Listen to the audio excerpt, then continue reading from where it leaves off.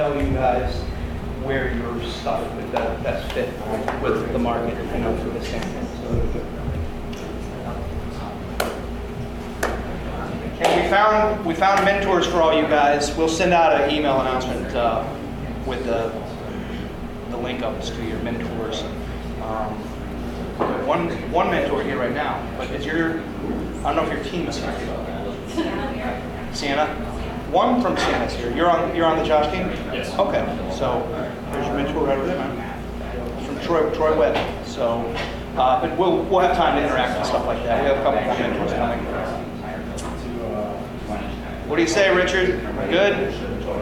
Good enough? Good enough. All right, let's do it. Uh-oh. This is the microphone. So yeah, he'll get angry at me if I get it covered up. What's that? Oh, you did. All right, I'll have to dig it up. Yeah, we may actually put the presentations off until when Matt gets here. That'd be good. So hello. Let's start it off. Cut, action, whatever. All right. Hey, everybody. I'm Clint. Woo! For the fall cohort of 2017 of the iSight NSF-funded 5-week program to help you take your idea out of the lab, off the shelf, and out to the awaiting customers that are all around us. How cool will that be? 5 short weeks. We hope you guys get a lot closer. You probably won't launch a product in 5 weeks, but you get damn close. You get a little closer. It's a whole process, and we'll go through it. Change the format of this. If you have graduated from one of these programs before, it used to be like a 10-week program. We have shortened it down and concentrated it to 5 weeks, ladies and gentlemen. And we are meeting only 4 short times. So we are here today, meeting for 4 hours.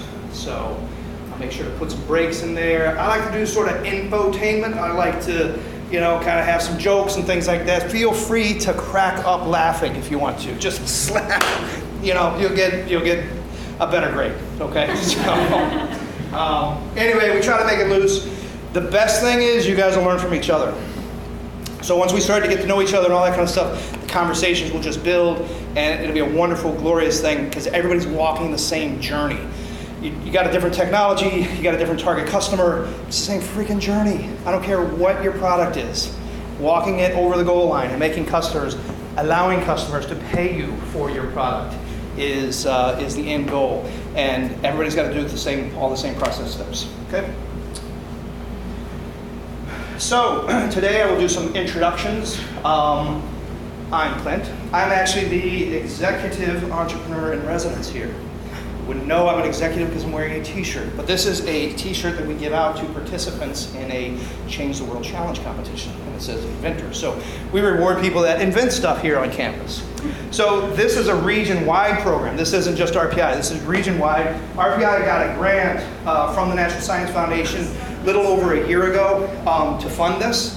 And and I'll talk more about it later, but this is a program where we reach out to the whole region, anybody that's got an idea, especially a technical idea, and you want to bring it, you want to develop it further and see if it's got legs to form a business around. That's why we're here. So we'll even give you money to do that, give you federal government money. Thanks, Donald Trump. Let's all say it. Thanks, Donald Trump. Nobody. There's a few. Anyway. Yes, we get government money to pay you guys to do customer discovery and things like that. So we'll tell you about that later because one of the most important people here is Kelly Reardon, ladies and gentlemen, right there in the back. Kelly is the wind beneath my wings. What else have I called you? All these kind of things to help me out as an entrepreneur in residence because I have only half a brain. She's got the other half of a brain plus her whole brain. So it's like 1.5 brains. So she's helping with this, especially on the lines of the payments. So there's a whole process to get reimbursements and stuff like that. She's going to talk about that towards the end, okay? I was going to introduce Matt Cusack. He's coming here from Siena right now, though, so he's a little delayed. So that's why I'm thinking maybe we'll delay the presentations because I want Matt to be here to hear everybody's initial pitch. So Matt and I are going to tag team this. Never done it with a tag team before, but it should be a lot of fun. Expectations, you guys have to show up to these meetings, especially if you're the entrepreneurial lead. Entrepreneurial lead is the one that's doing the bulk of the work in this class, okay? You're gonna be the one talking to the customers, doing all the homework and stuff like that. You know, your academic lead, your mentor can help you with those things, but it's really, the bulk of the work is really on the entrepreneurial lead. This whole thing is patterned after this national NSF program called I-Core. So it's the same sort of curriculum, only a little lighter, but not as heavy as the I-Core program. So I'm going to describe what I-Core is, the national program, talk about customer development. You guys will give little pitches, just introductions. You know, again, if you have a presentation, great. I'll fire it up. If you want to do a whiteboard or flip notes, whatever, that's totally fine. Just talk about it. You know, we're going to get to know each other in the next 5 weeks, so don't be a stranger. Talk about the business model canvas. You guys have a few of these laying around. Let's just describe what these are. Has anybody seen these before? Pretty familiar? A lot of people? Okay, good. Market size workshop. We're going to do several breakout sessions, little workshopies on things like market sizing and stuff like that, customer discovery process, and that kind of stuff. And we'll get to some assignments and talk about the reimbursement plan. So tonight is the kickoff, and tomorrow we have session 2, back to back, concentrated, like I said. 8 a.m. tomorrow. That's right, college kids. I said 8 a.m. tomorrow till noon. And we're going to be at Ignite U. Anybody know where Ignite U is? 333 Broadway? 333 Broadway, very good. Yes, so it's right over where the center of gravity is. So you know the center of gravity in Troy, even if you don't know where that is, 333 Broadway, the 3rd floor. So just, it'll be pretty quiet up there at 8 a.m. Just get there and you'll see people shuffling around, and that's where the Ignite U place is. So we're going to have it down there. Why, Clint, are we having it at Ignite U instead of right here on RPI's campus? Well, I'm glad you asked. Because we are going to do a field trip to the farmer's market, which is held right outside their door. So after some lectures, some materials, things like that, we're going to go to real-time customer discovery. You guys are going to be forced to talk to strangers. How cool is that? Do not tell your parents. Because your mom has always coached you not to talk to strangers. And old Uncle Clint's telling me to, so I don't want to get in trouble. Okay? It'll be fun. We'll do some pre-gaming first, figure out what kind of questions you should ask, how you could approach. And it's a great exercise to do, I think, so that you can get ready to go with your own questions that you're going to ask of your own company. So this will be a good way to boot up. Do some more presentations. You guys are going to have a 10-minute presentation to do. That's homework for tonight. So even though we get done at 8, that's still not late enough to assign homework. We're assigning homework. So it's going to be a 10-minute presentation. We're going to do some value proposition, a little workshop on it, assignments, etc., and then live action going down and talking to strangers. All right. Let's hear from the teams, but let's hear from the teams in a little bit. I'll wait till Matt gets here. I think that'll just work out better. Okay? All right. So I always like to start with a little inspiration. It's only those who dare to fail greatly ever can achieve greatly, right? I mean, you gotta aim for the fences. Thomas Edison, I have not failed. I found 10,000 ways it won't work. Yep. And this course is all about you redefining what failure is. So failure is not terminal. When you get laughed at by a customer down at the Troy farmer's market tomorrow, you're going to start rolling with it. It's going to become less and less of a devastating thing. You're going to learn how failure is not a terminal event. And even Eminem said it. Success is my only mother option. Failure is not. He said that in the song. So anyway, here's sort of the inspiration. Now walk with me. The calcium in your bones. That's where I need some background music, Richard. The iron in your blood, the carbon in your skin, the oxygen that you breathe, it's all from stars. It's all from the Big Bang. Big Bang happened, you get all these atoms. So atoms were formed. You get this chart of nuclei. There's all these different combinations of protons, neutrons, electrons, making these atoms. After that, molecules started forming. Pretty crazy, pretty fundamental stuff. Earth formed out of all this stuff. Life formed, cells, things like that. An abundance of life. Your atoms could have been anything. The atoms that currently make you up could have been a pile of dog poop. It could have been a coral reef. It could have been a California condor, a snake, a tree, magma. It could be anything. You could have been an Ethiopian. You're born out in the middle of nowhere, starving from birth, but a human. So our atoms have formed us into humans, which is pretty damn cool, you know? If you're a pile of worm stuff, you're not going to do much with your life. If you're a human, you can actually do some great wondrous things. You got a brain. So, unfortunately, you are a metastable collection of atoms built to last less than 100 years. Sorry to tell you that, but you're only going to be here for less than 100 years. These atoms that make you up, making it into molecules, making you who you are, it's not going to last forever.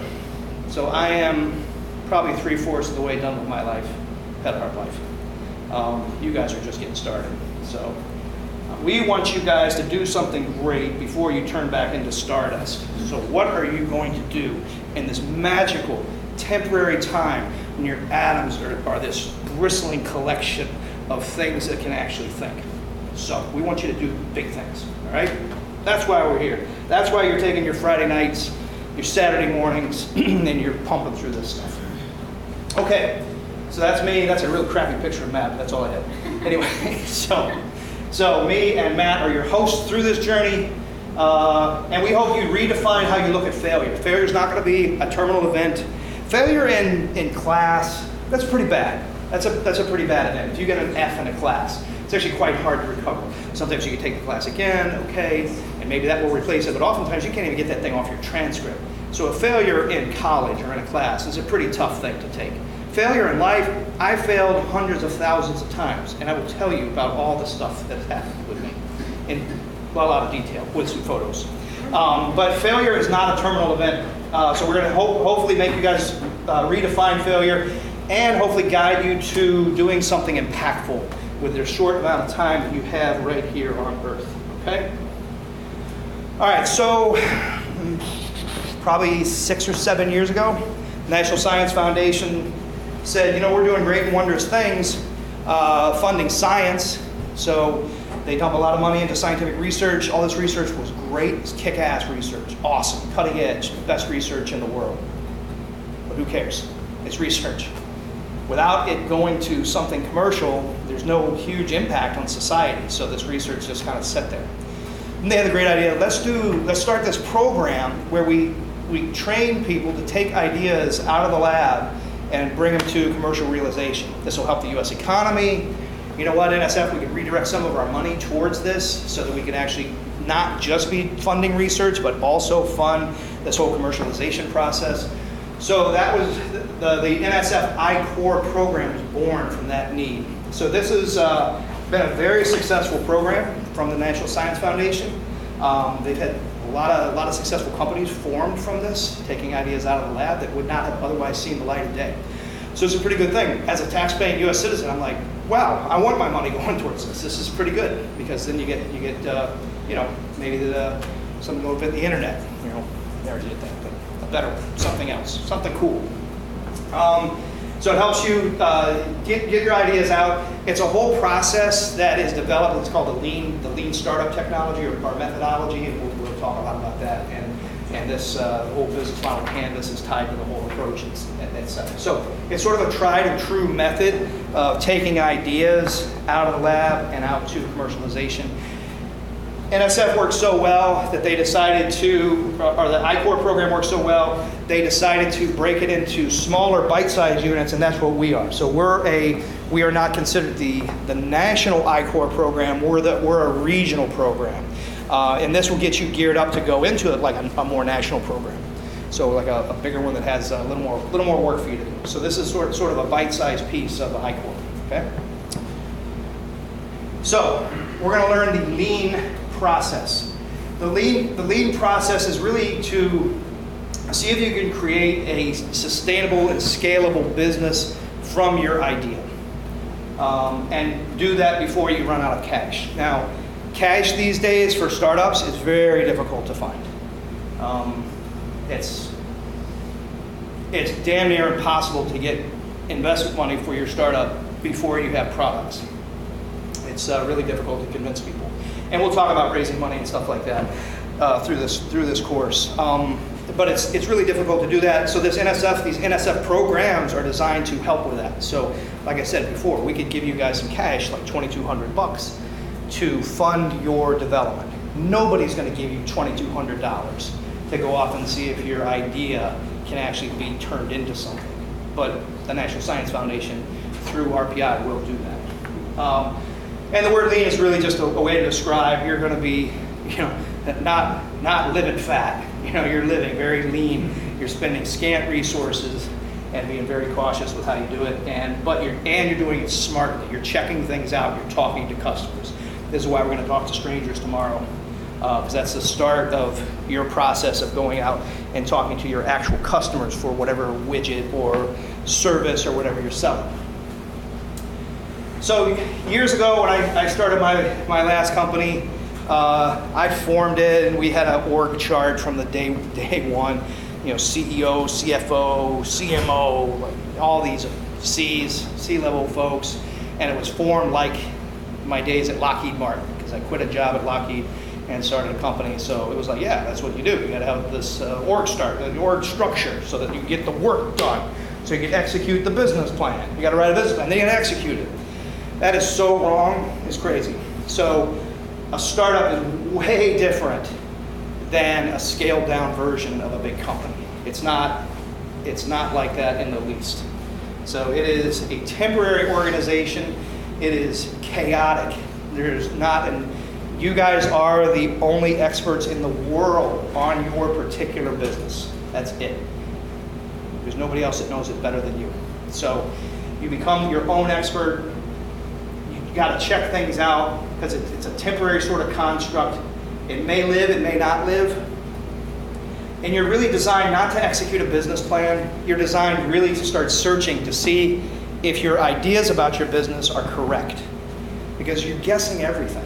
Hey man, I got this great idea for this product. I think everybody would want it. You're guessing. You don't know if anybody would want it. Have you talked to anybody? So you got to start talking to people. We're going to give you some tips on how to do that, because it's not the easiest thing in the world. It's not the most intuitive thing in the world. I have seen lots and lots of people, myself included, who say, no, I can't talk about this until I get this. I got to get patents done, and then I got to get a prototype, and then I'm going to go talk to customers, because then I'll have the prototype, and then I'll have the patents. And you have just wasted a ton of money developing that prototype and getting that patent. You don't even know if it's something that somebody wants. So I have done this many, many times, but I try not to do it anymore.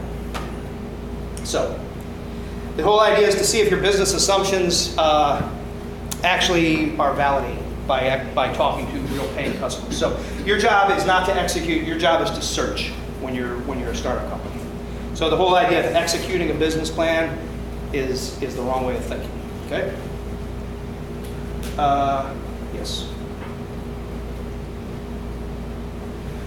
So startups begin with tons of unknowns. There's really nothing known about your product and how you're going to make it and who your customer is and all that kind of stuff when you first start off. You keep doing some searching, and then you sort of evolve those into something that becomes known by validating it with customers. Existing customers, GE, state agencies, they already have customers. They're existing companies. They already have customers. They already know how to execute. They have plans. You guys as a startup are way different than that. And just to back up even more simply, the purpose of anybody's business is to create and keep a customer. So you've got to get somebody that's going to pay you some money for your thing, whatever that is. It's really that simple. So how are you going to do that? Not the easiest thing in the world. Small companies, startup companies are chaotic. They require sort of different DNA. Like the people that work at a startup are different. I am really ill-suited to work at a large company. I didn't know that till I was sitting in a cubicle at a large company. And I realized, Clint, I don't like working for this large company.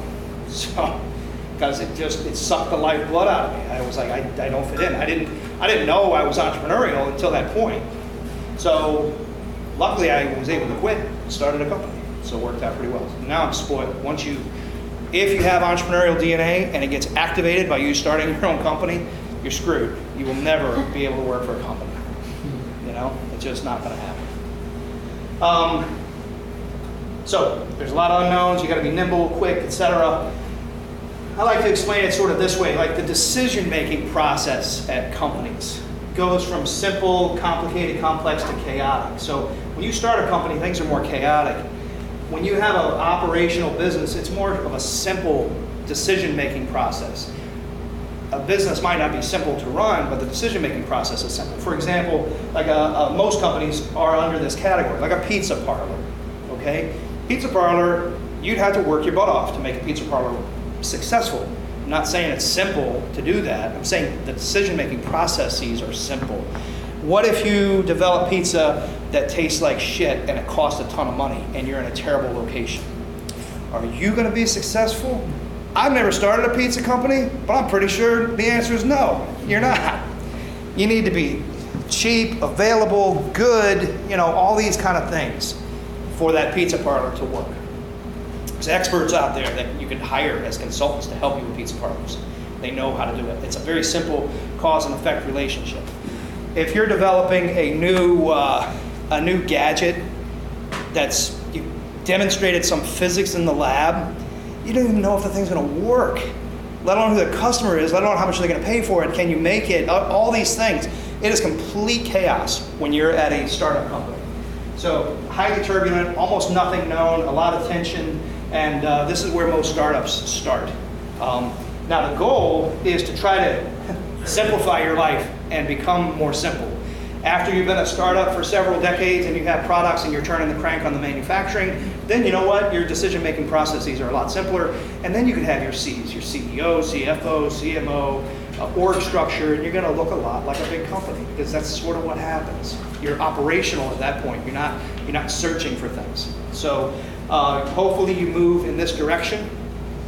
I will say that the people that you start with aren't necessarily going to be the people you end up with.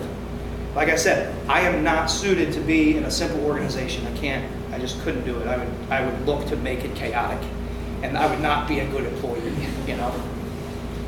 Actually, at my last job one time, I did, my favorite thing that I did was simulated nudity. So I was bored, and it was a snowy day. So I had a desk, and people could see my top. So I took my shirt off behind my desk, and I was like working, writing. I told my office buddy, hey man, go get some people to come through. And I'm gonna act like I'm naked, sitting behind my desk. So I had people walking through. A lady came through, complained to my boss. He told me to put a shirt on because it was unprofessional. This is an outrage. That's an example of chaos at a simple sort of institution. I just didn't fit in. I got other stories too. We'll get into those a little later. Once the night wears on, I'm getting loose. Then, so you really can't afford to act in a hierarchy and with org charts, with titles. When you first start your company, you're going to be very tempted to own your title. I am the CEO of this company. I would just caution against that. Like, don't take that as really your title, and therefore you can't plug your own computer in. Because I am the CEO. I have people that can plug my computer in for me. No, you're not ever going to be successful as a startup company. So it'll come with time as you develop, okay? So you need quick flow of ideas, easy interchanges, things like that. The team dynamic is very important at a startup company because one bad member of the team really brings the whole team down. One bad member at GE, who cares? It's not a big deal. Okay, the whole, the core of iCore is this process of searching and then executing. We're going to spend all of our time on searching. The idea is doing customer discovery. You have all these thoughts written down on this paper here. These are all sort of business assumptions. So this thing captures all the sort of organs that go into your company to make it up. And each one is a guess. Oh, what are my sales channels for my customers? Well, I'm guessing a value, I'm guessing a channel, and I'm guessing a customer segment. So what you have to do is go out and do customer discovery, where you talk to customers about, hey, how do you like to be sold to? Well, that's the channel that I'd like to use. Oh, okay, well, I like to buy online. Oh, okay, I thought you like it in stores. Okay, so there's a pivot, and then, okay, they like to buy online, and check every single assumption out. So that's the general process of what we're gonna do. You can't do that without talking to people. You can't just assume, hey man, this shit's gonna sell itself. That happens all the time with people, and shit never sells itself. Have you ever bought shit by itself? No, you wouldn't do that, because it's shit. So, anyway. After you get through this process, an elegant word for, sort of a failure, a failed assumption, is a pivot. So we don't have failure, we have pivots. It's like the participation trophy for the business world. It's a pivot. It's not a failure, it's a bad assumption, but I just pivot, change assumptions, test them again. Once you get everything tested, validated, then you can get more into the execution side of things. That's when you become more of a business. All right, so founders really run a customer development team, not a sales team, not a marketing team, not even business development. It's really customer development, like talking to these potential customers and seeing if what you have actually satisfies a need that they have. That's it. So I hired a high-flying sales guy before we had products. Talk about chaos in a chaotic system already. This guy was a raging bull. He wanted to sell. Give me something to sell. And we hired him because, hey man, I need sales because I'm going to have products sometime. So he was trying to sell stuff. He literally sold like $30,000 worth of stuff that we couldn't make. He's like, yeah man, and he told his customer about stuff. Yeah, he was all excited. Hey, I got my bonus now, right? Like, wait, we can't even make that, dude. It defies the laws of physics, man. Like, what did you promise this customer? So it didn't last very long. But you're not going to do sales and marketing right off the rip. You're going to do a lot more customer development. And the cool thing is, it's a scientific method. We're making assumptions, hypotheses, and we're testing them. We go out and test them and collect real data from real customers, okay? And again, we'll talk about this at length, and yes. Okay. So you're gonna have to get really skilled at making educated guesses on this, and then making very educated guesses of how you validate that guess. So how do I know that the value proposition, sort of the reason somebody's going to pay me money, how do I know that that's true? Well, I don't. I got to talk to customers. Well, how do I ask these customers? You can't just go up to them and say, hey, would you buy this? That's the wrong kind of validation, because most times, yeah, sure, I'd buy it. Yeah, whatever. Or no, I don't. And what do you learn from that? You learn nothing. So it's all about asking a higher level question to get at every one of these boxes. And you're going to have to be super clever trying to get at every one of these boxes. And there's no magic to it. I sometimes say, I think that starting a company is a lot like learning how to ski jump, because you got to be sort of crazy and able to take a risk if you're going to be a ski jumper, right? How good of a ski jumper do you think you'd be if you just took a class on ski jumping? Well, I read a book. I read 5 books on ski jumping. How good do you think you'd be? Probably pretty crappy.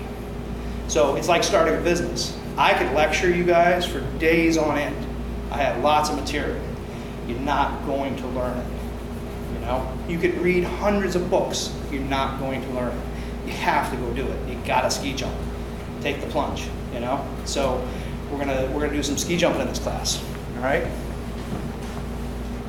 And that's why actually you guys will learn more from others in the class walking the same journey that you're walking, because they're ski jumping also. They're trying the bunny slopes first and seeing how that goes, and then bigger and bigger. Okay. All right, so your first business model canvas starts with 9 lovely guesses. And your job is to go talk to customers, validate things, ask clever questions. Some are still being tested, some are validated, being tested, etc. And really, to get at these, you got to ask the right sort of questions when you're talking to your potential customers to validate all of these things on here. Okay? And it's mostly about making new friends, actually. So when you're talking to a customer, you don't, first of all, you don't go in and just try to sell them something. Or, hey, would you buy this? Or, what do you like the attributes of this? That's the wrong way to do it. We'll show you some techniques. You really want to just start talking to them. Like, you ever hang stuff up? Yeah. how'd it go? Like, explain like the last time you hung something up. Like, that's cool. Oh, you use staples. Oh, okay. All right. So, shit, I got tape. And then you start thinking, well, I wish I had tape. And hopefully they get to a point where they're validating what you think. But it's easy to fool yourself, too. I think I heard them say tape. No, they didn't. They were saying staples. Like, I know they wanted tape, So it's better to go out with a group and then have a note taker also. Because the other thing about a note taker is you may be talking to this person, we use staples on everything, and you talk to this guy too, we use this. But then they both say the same thing. But, parking around here is a big pain in the ass. I don't know how to park it. And then they talk to you, it's like, that's a whole different problem. But everybody has this problem. You'll be surprised that when you're taking notes of these conversations with your target customers, of all the sort of common threads that appear, and it's like, I didn't even think about that as a problem. But I think I could solve that one. So take notes, look back at them later, because you'll be surprised. I just did that, so I'm the CEO of a startup company, so I did take that title. But I have more suits than anybody else, so it gives me the right to take that title. But anyway, we make a new kind of display. We thought that our value proposition for this display is we can make them fast. We can make them so fast that it's 100 times faster than how the industry can do it now. They didn't care. They cared, but it was like, the biggest thing is we need these to be cheap. So everybody said cheap. Nobody really said fast. So how could we make them cheaper? So then we started thinking. So now our value propositions, we can make them cheap. We just lied. No, I'm kidding. But we found a way to use cheaper components to make them fast and cheap. So it's like, that's the real value, and we heard it from customers. And we didn't go in listening. Our first few customers, they were saying, yeah, let's do it cheap. We're like, whatever. I think I heard fast. But then after about 20 customers, it's like, didn't everybody say cheap? Like, what the hell? So you'll be really surprised. It's cool. Next startup company that I do, this is how I want to do it. I want to go in with no idea. I want to start a company with zero idea. And I want to go to a trade show of interest to me. I think self-driving cars are badass. I think they're really cool. I hope to get one someday, because I would love to be in a self-driving car. Go to a self-driving car conference, There'll be a trade show with all the world's leaders in self-driving car technology there, peddling their stuff. Hey, we have this sensor. Look at my vehicle here. We have this. So we have automatic braking systems, all this kind of stuff. You can go and talk to every one of them. Hey, what's your, what's the biggest issue with what you have, What are customers wanting? Oh, man, a three-dimensional vision system is really the thing that I need, because it just doesn't exist. That's cool, Then you hear, this vision system seems to be, and I think, and we should try this as an experiment. I think you can start a company based on stuff that you gather out of talking to people, because there'll be one thing that's like, shit, everybody said the same thing. That's a big problem. Granted, some people are going to be working on it, because it's probably a hot area. But if you validated that already, wow, there you go. And then think of an idea around that. So it's sort of a backwards way of approaching things, but maybe years from now, it'll be the frontwards way of thinking of things, which was before our time. All right. So the business model canvas is sort of in these sort of quadrants of desirability, feasibility, and viability. Financial viability, desirability. Will somebody pay for what I have? That type of thing. And feasibility. Can I actually make this stuff? Can I execute and produce this stuff for my customers in a cost-effective manner, etc. So the desirability side, it's really about this thing called product market fit. So you have a market, you have these target customers out there, you have something that gives them some sort of value, it answers some of their needs or wants, desires, and you get it to them through channels, and there's certain kind of customer relations. There's a way that they like to be talked to, there's a way that they like to buy, all this kind of stuff. So these are sort of in that side of things. Now, some of you guys will have a more difficult time than others defining who your target customers are. It sounds easy to figure out who your target customer is, but it's really not. So you guys with solar siting or something like that. Who is it? Homeowners? Is it business owners? Is it who? I don't know. You don't know yet. You're going to get out there and start talking to people. So And don't get confused with end users. I'll show you some examples of this. So an end user is somebody that is sort of the recipient of it, like, yeah, I use it. I have an apartment. I rent an apartment, and I like this solar stuff that's on the side. But I'm not the customer. I didn't buy it. So the customer is the key. The customer is the person that's writing you a check for what you have. Very easy to get confused. Like, oh yeah, that guy's a customer. No, he's the user. Not the same.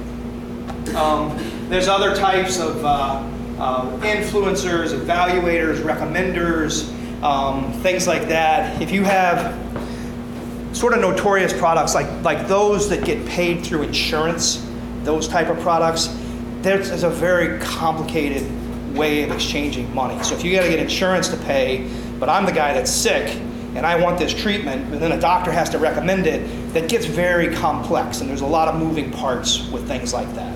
So everybody may have more of a complex sort of issue. If you're just selling something at a farmer's market or something, pretty easy to tell who the customer is, and you have a well-defined product, but other things get a lot more complicated. So in my youth, I spent a lot of time talking to end users, and it was a complete waste of time. And I will show you an example of that there. A lot of people come in because, let's face it, this is funded by the National Science Foundation. A lot of these ideas have science in them. So it's like, well, geez, man, the big thing is my science. I got to start explaining my science to people. They're going to love it once I explain it. Well, your science or your technology is really only one piece of this whole thing. And in fact, it's surprising how customers just do not care. They do not care about your science at all. It just doesn't answer a need, doesn't solve a problem that they currently have. They're going to give you money for this thing. They're not going to give you money for your science, although it may be really cool. It don't pay the bills. So you have a product, you have a service, what problem are you trying to solve, who is the exact customer, etc. These are all things that we'll get into. So I want you to think about these things. So problem, customers, and options. So think about what problems you are solving with your technology, with your product, with your idea. What customers have this problem? What are the customers doing now? And what options do they have for solving this problem right now? So in your group, let's do a little quick workshop on this. And you guys try to answer these questions. What problems am I solving, and to whom? Like what customers? And then what are they doing now? What are the alternatives? That kind of thing. Okay? Take a few minutes, write that stuff down. We'll gather back, and we will report out. Do you have any other team members here? No. Just you? You're the only one? Okay. All right. You can do it. Just use the voices within. Yeah, no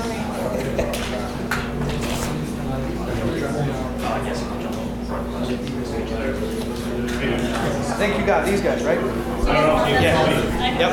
So I gotta leave her as soon as possible. Okay. So Bruce is going to be. So Diana, nice to meet you. These guys have biotechnology.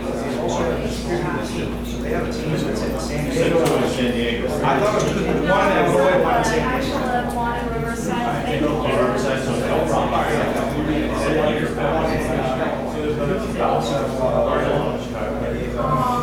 In southern, and then I school in Madison.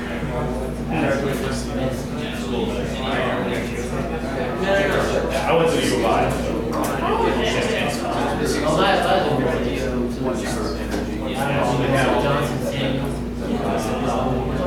So I went there. Maybe you're Not really. What's his name? That's what I'm going to do, I want to wait till Matt got here, since he's going to be here at 5.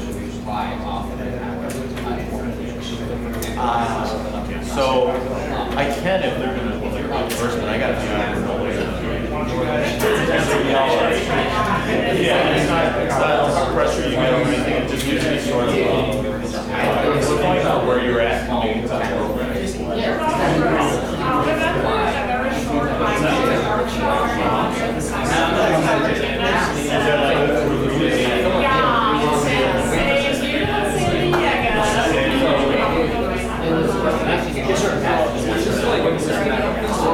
No, this is for your company. So is, like who's your, what problem are you solving for a customer? So customers that have a problem, what problem is it? Who are these customers? That type of thing. Okay.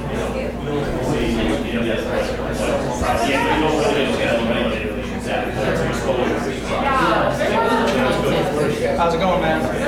Okay, because it was in conjunction. I don't think anyone's watching this game. Okay. That's right. That's a problem. Matt should be here in 5 minutes. So what I'm thinking is have them all report out on this exercise and then have them all do your pitch. Yes,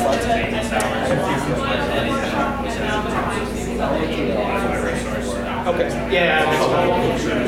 So I got it. So this is just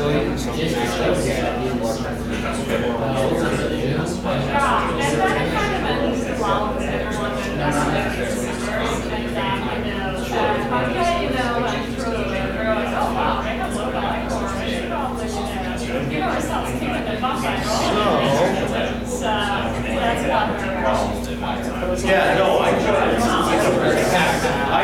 set program. Baseline now, a lot of the exercises that you do, a lot of the government are work with Homeland Security. So they kind of use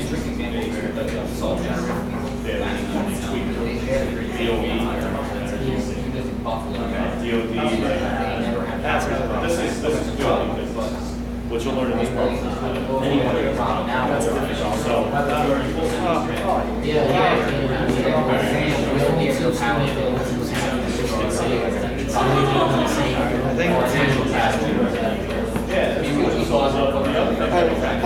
Can we see the slides? Oh, I have not. The slide? Which slide?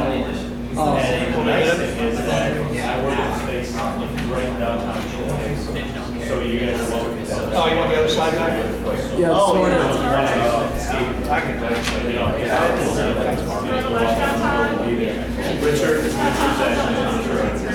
Hey, how's it going? Pleasure, Bob. I don't remember your phone. Yeah, me too. Yeah, sure. Bravo. Boss. All right. What's up? My car actually.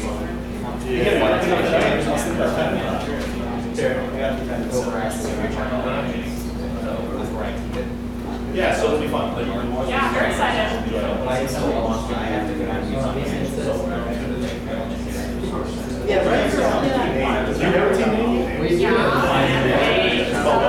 Fact page, like fabulous micro pages. So we'll see how long it lasts.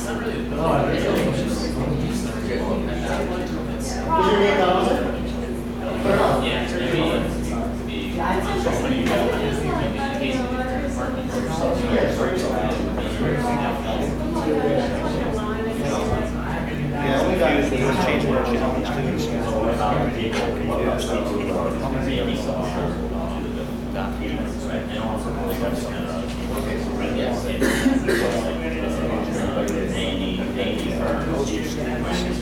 One is auditing. Two kids are auditing. So one is auditing. We got a kid, he's going to join this Mount Sinai thing. That runs Mount Sinai auditing position stuff. So he's doing that in the spring. But this way in the background information. And we have a team from Skidmore that's doing something. We can talk about it a little bit more too. I'll send you a ski or not.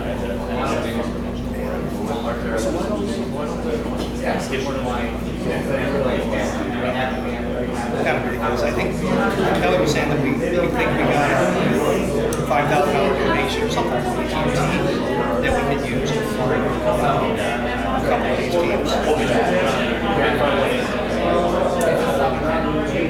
I don't know, because it was a distributed effort. I didn't, but Jason might have. I asked CG. I mean, I can ask you if I what do you need? It's a little lift. Well, you don't want to do any of those. Yeah, right, so it's 2,000 extra max, but if you look at first fries last year, they don't spend $600. They don't usually have to spend that much. They have to go off and do some custom service. All right, well, I'll ask. I'm not gonna, I can't promise anything, but I'll ask.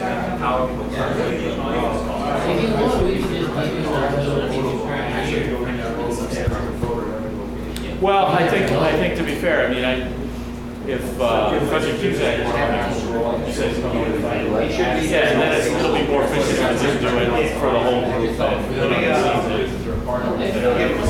Traffic can be shitty this time, Friday. Yeah, this is the worst. Friday's the worst, especially on a nice weekend. Everybody's trying to get out.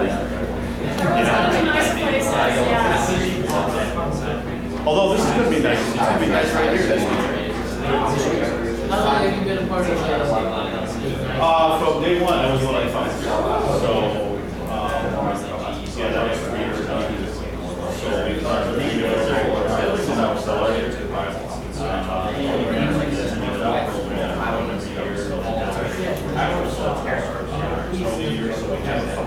We actually did it in that presentation.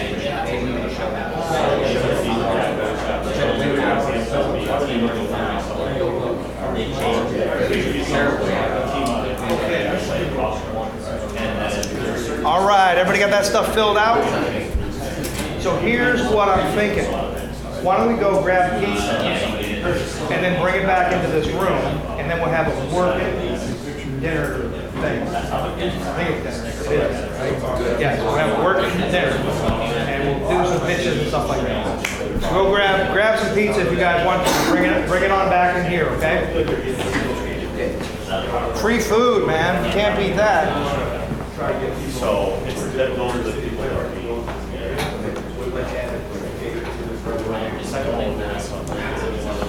Matt's on 787. It is. So.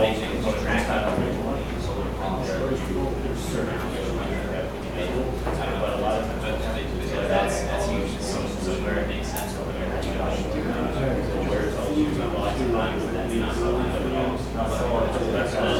So large solar installations. So those two things are very close.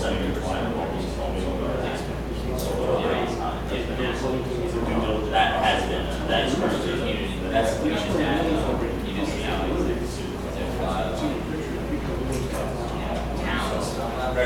those are, so that's why we, yeah, that's the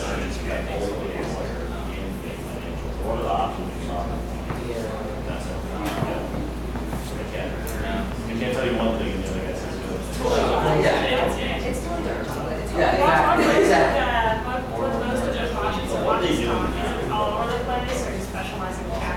we don't. So one of the differences in our program, and we are more, for some,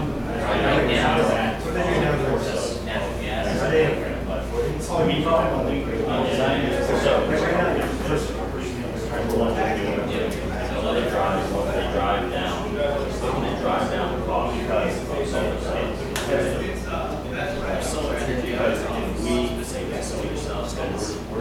concentrators. We're not companies with options for we also give most people now because we don't want people to do it just for that.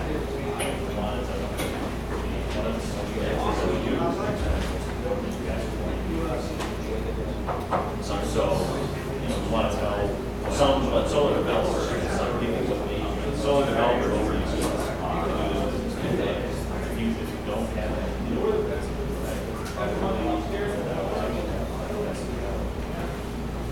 so all of us that are involved in this integration.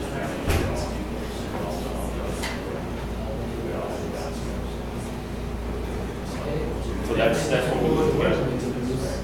Yeah, no.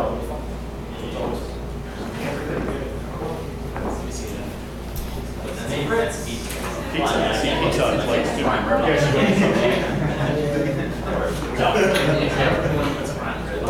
So I just think the whole thing, but when you, I think it's not information.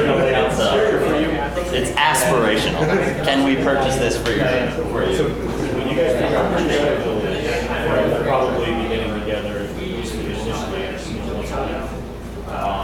Let me know, I can be fairly flexible with that. Alright, like, especially if you guys are he comes down all the time. Actually, tomorrow, you'll see where it is, right? Because everybody here's going to be there tomorrow. Oh, we're meeting here right Yeah. early. Yeah. Oh, okay. Yep. I guess we'll see you tomorrow. Went for the health. You ready for tomorrow? Yeah, I don't know. Well, how do you want the room set up? Yeah. I'm gonna get there tonight. Yeah, so you could move it around any way you want. Whatever you guys think. You're the pros. You've done it before, so Well, it depends what you're doing. just like the same as today, like just some lecture, little breakout But are you session. gonna want to have them, okay, so you're gonna want to do like breakouts, have them sit together? Set together, yeah, They can throw the tables. move around, yeah. So the sofas are still kind of in the middle of the room, so you can kind of move those out.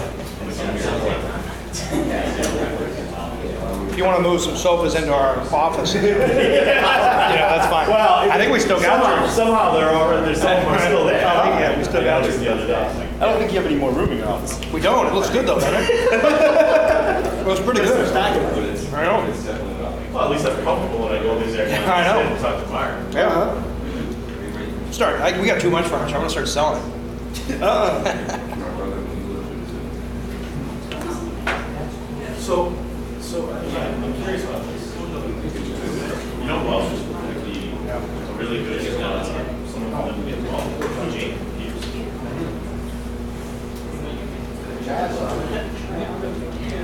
I'm trying to get coffee. But the other one, well, Jamie would be next.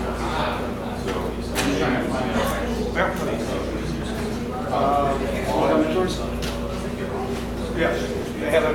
I haven't done the introduction emails yet. What's it just? I had residual ones coming in, so I had a flood of them. Who else you guys met? No, I think we're good. We have Marty Murray, guy from GE, Darcy, who I used to work with, Avin. Typical cast. Okay. No Rick Neff. I was hoping, because he doesn't have any teams in this. Oh, really? Yeah. And he's like, no, I can't even act as a mentor. What? I'm too busy. I don't get it. Why? Too busy. Oh, He's like, if they can travel to see me, then okay, but I can't really come to any of the meetings. Busy man. He's a busy man. Busy bee. that's interesting though. That no, you didn't get any. Yeah. You all did. Or Blackstone.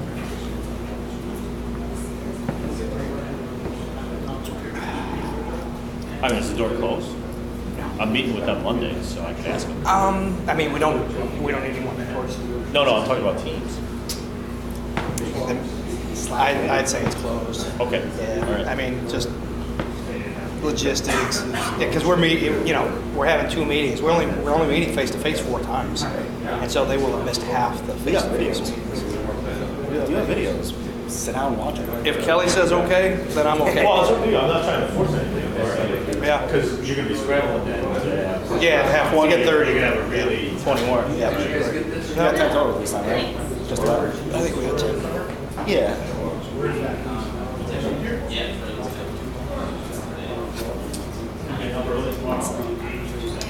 Yeah. Just stop the meeting. No, man. Maybe we can do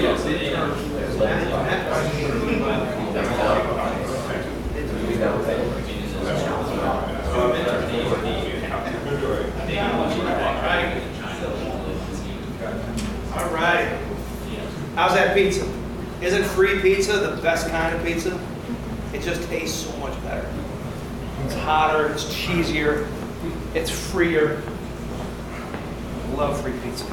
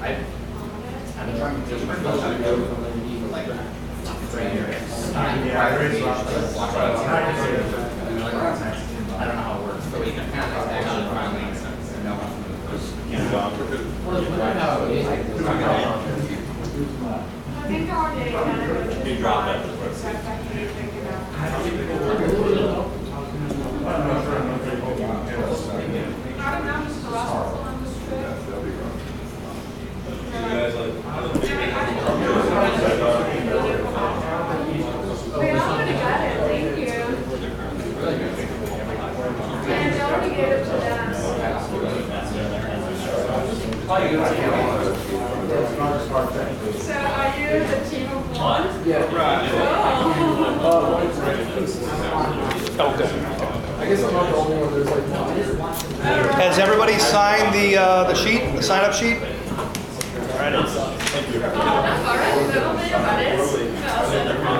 Okay. I'm Diana. Yeah, sorry, my hand is a bit wasted.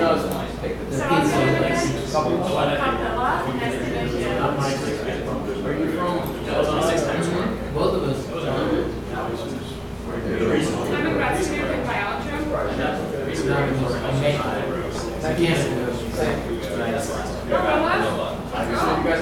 I've been actually, so I have like summer, like for a workshop, and like I was looking for the purpose of my list, and then like the purpose of my guy, and I didn't know okay, but I've never known that two people on the workshops that were like from the same school, like Okay. so I was like, oh, I kind of think that would be nice. Everybody signed? The same team, and I'm working with Senate parents. All right, we'll get started in another minute, okay?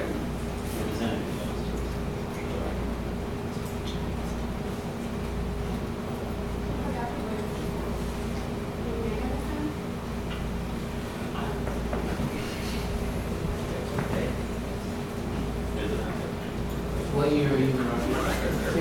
Senior? Are you best friend?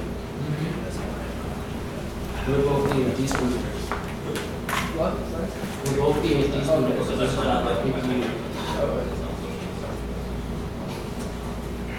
Did you went to career fair today? Yeah. Otherwise, I'm here. Where are you? Yeah. Are you putting all your eggs in this basket or full-time job? For now, I'm putting all my eggs in this basket. Really? But I have like, I already have some offers on those. Okay. So I, worst case, I can take those, but I would rather not do that and do this. I'm looking forward to hear what your feelings. Yeah, I'm excited.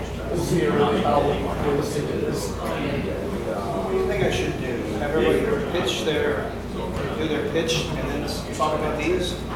Or they're sort of related. I think it's better to do the pitch first. Pitch first and But I then, know that you're feeling really bad about it. yeah. Yeah, where's the cat? What? The guy that's coming. Oh, he's coming, he's still coming. Yeah, he's still coming. He should be here any second. But, so I think what we'll do is we'll let you guys go first. Yeah, just someone to send it to us. Awesome. Okay. All right.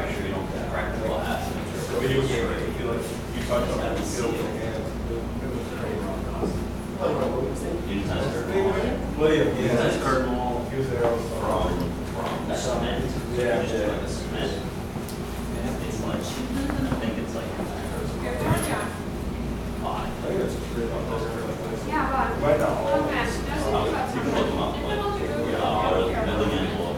What is Boston, we were talking about that, like $2,000 Bio 17 was the same age. Bio, we have to pay it off. Yeah, that's what I'm saying.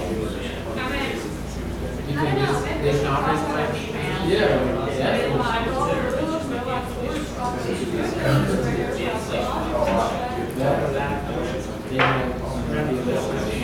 You were like,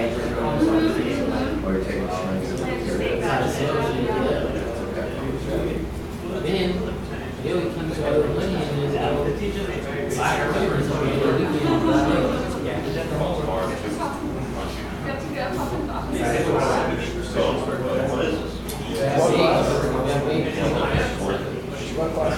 What is it?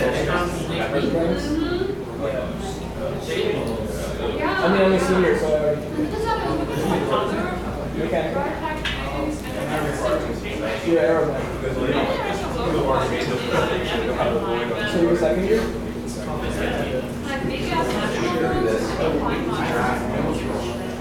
but I felt like it's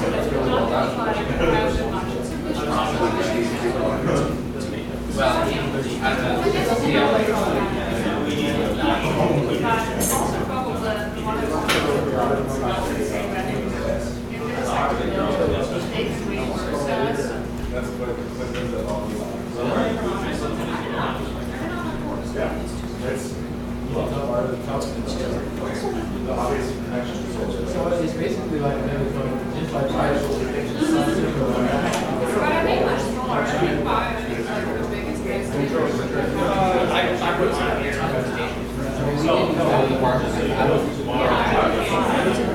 We did the most. I think what I'm going to do is I'm going to intros first, and then I set them on a quest to solve these problems. So we don't have to do that. I think that's Go, you want to go grab a slice of pizza? Do that after I'll do it. Okay, let's get back together, everybody. Ladies and gentlemen, are we ready to get started again? Okay. So, it is my true pleasure to introduce Matt Cusack, my team teacher here. We're going to tag team this whole thing for the next 5 weeks and be your best buddies going forward, too. Would I like to say anything right now? Sure, go ahead. Just do a little introduction. Real soft. So, I'm glad to be here and thrilled that you guys are willing to take the time and energy to look into your customers first before starting your startup. You will be amazed at the difference at the end of this from today. One of the things I tell people to do is to write a letter to themselves on the first day if this is what you think you're going to do, and then read it on the last day and see how close to the same it was. But I think you'll notice that Clint and I have very, very similar backgrounds. We've suffered greatly in the world of startups. Our first bit of advice would be don't do it. But if you continue and you stay in here, you're going to have a great time and you're going to learn a ton. Do you have anything to add to that, Bruce? No? Perfect. Okay. Matt and I are both 27 years old, but we look a lot older because this process will age you. I'm actually 26. Well, I round it up. And our teaching styles, as you can tell, are identical. Very similar. Very similar. All right. All right, ready? Yeah. Okay. So I'm going to go around and you guys do your pitches. And then at the end of every pitch, we'll ask these sort of things. So I'll let you guys go first because your mentor said he's got to blow out of here. So why don't you get on up, tell us who you are, what you got. Give me a little bit. Yes, I'll hold it for you later. Okay, hi guys, my name is Diana. I'm a graduate student here in RPI in biology. This is Mike, he's a grad student here in mechanical engineering, and I look forward to meet all of you in person, and I'm really happy to introduce our team named Fab Page, which is Fabulous Macrophage, and our mission is to combat the global antibiotic resistance crisis through using alternatives to antibiotics in hospital settings. So, aside from Mike and myself, we are an interdisciplinary, multi-institutional team, so we have a couple more members, hopefully watching the broadcast from sunny California and from Illinois. We all met during a summer session of ICOR workshop in San Diego, and we started looking into the problem of antibiotic resistance. Basically, you probably all heard about superbugs and such, but it's really tragic that you come to a hospital and usually something's already wrong, basically. And you hope to emerge out of there feeling better. But hospital is also the most likely place to give you a potential life-threatening antibiotic-resistant infection. And that happens because hospitals typically use these low levels of antibiotics to clean things and keep everything safe. But bacteria, they always evolving, adapting, they're evolving fast, and basically antibiotics are breeding grounds for antibiotic-resistant bacteria, and that for all these crazy, scary superbugs. So with that, I'll pass the baton to Mike, and he'll tell you about the solution. All right, so we have this problem of these bacteria that have become antibiotic resistant, and we don't have viable solutions to them. They're constantly evolving. So what we propose to use is bacterial phages. So these phages are viruses that actually break down the bacterial cell walls and they kill them. They've actually been used therapeutically in other countries, but it's not a global phenomenon because they're live viruses and they don't have FDA approval. FDA won't approve to use these in clinical trials. And so when we were at our conference, we did a lot of customer discovery there. We talked to people about using phage therapy. The major issue was FDA regulations. So one way we thought of circumventing that was to distribute the phages in an external form using like a spray, a wipe in the hospital or medical facility. And thus we can get around the FDA clearance and still use these bacterial phages that kill these bacteria in the hospitals, and you don't, basically we're attacking the problem at the root cause. You don't get this development of antibiotic resistant bacteria. So who will we sell this product to? Mostly hospitals, doctors, end users will be, patients, food industry, any kind of emergency responding team that needs to kill one of these superbugs. And that's kind of where we are with our product. We joined this program so we can get some more customers. All right, good stuff. So, since we had you guys up here, if you could summarize, what problems are you solving? So it sounds like there's bacteria, superbugs, and things like that. You're trying to combat microbial resistance or antibiotic resistance. Gotcha. Yeah, in hospital setting. In a hospital setting. So who's the customer with this problem? Hospital administration. Hospital, good. Okay, so hospital administration, because a lot of times people just say, oh, the hospital. Well, a hospital's never going to write you a check. Right. So that's not who your customer is. So hospital administration, because they oversee sort of cleanliness and things like that. Okay. And what they're doing now, I think you guys mentioned, like wipes and stuff like that. What they're not doing, they have sanitation protocols in place now, but they're not using bacterial phages. They're overusing antibiotics. Yeah. So they give these bacterial grounds to breed against those antibiotics. So you're going to displace what they currently use with a better solution. Right. So you'll have to convince them that what you have is better than what they have. Okay. So there's, yes, so you've already mentioned that there's options that they have right now, but they don't solve this resistant sort of strain bacteria. Exactly. And we kind of narrowed it down to one particular strain that we want to fight. Okay. And phages are always constantly evolving, so yeah. So later today, we're going to get into that and figure out, okay, you're going to solve one particular strain that's of interest. Okay, then we're going to drill down on what the market is for that. Okay, because it may be a huge market, maybe surprisingly tiny. People just don't care. But we'll do a little extra stuff. Okay, good stuff. We're going to sit on down now. Who else has a presentation that they're just going to get up and talk about? Not a PowerPoint or something like this. So we're going to try to get the ones that you're just talking out of the way first, and then we'll go to the PowerPoint. Anybody have a talking presentation?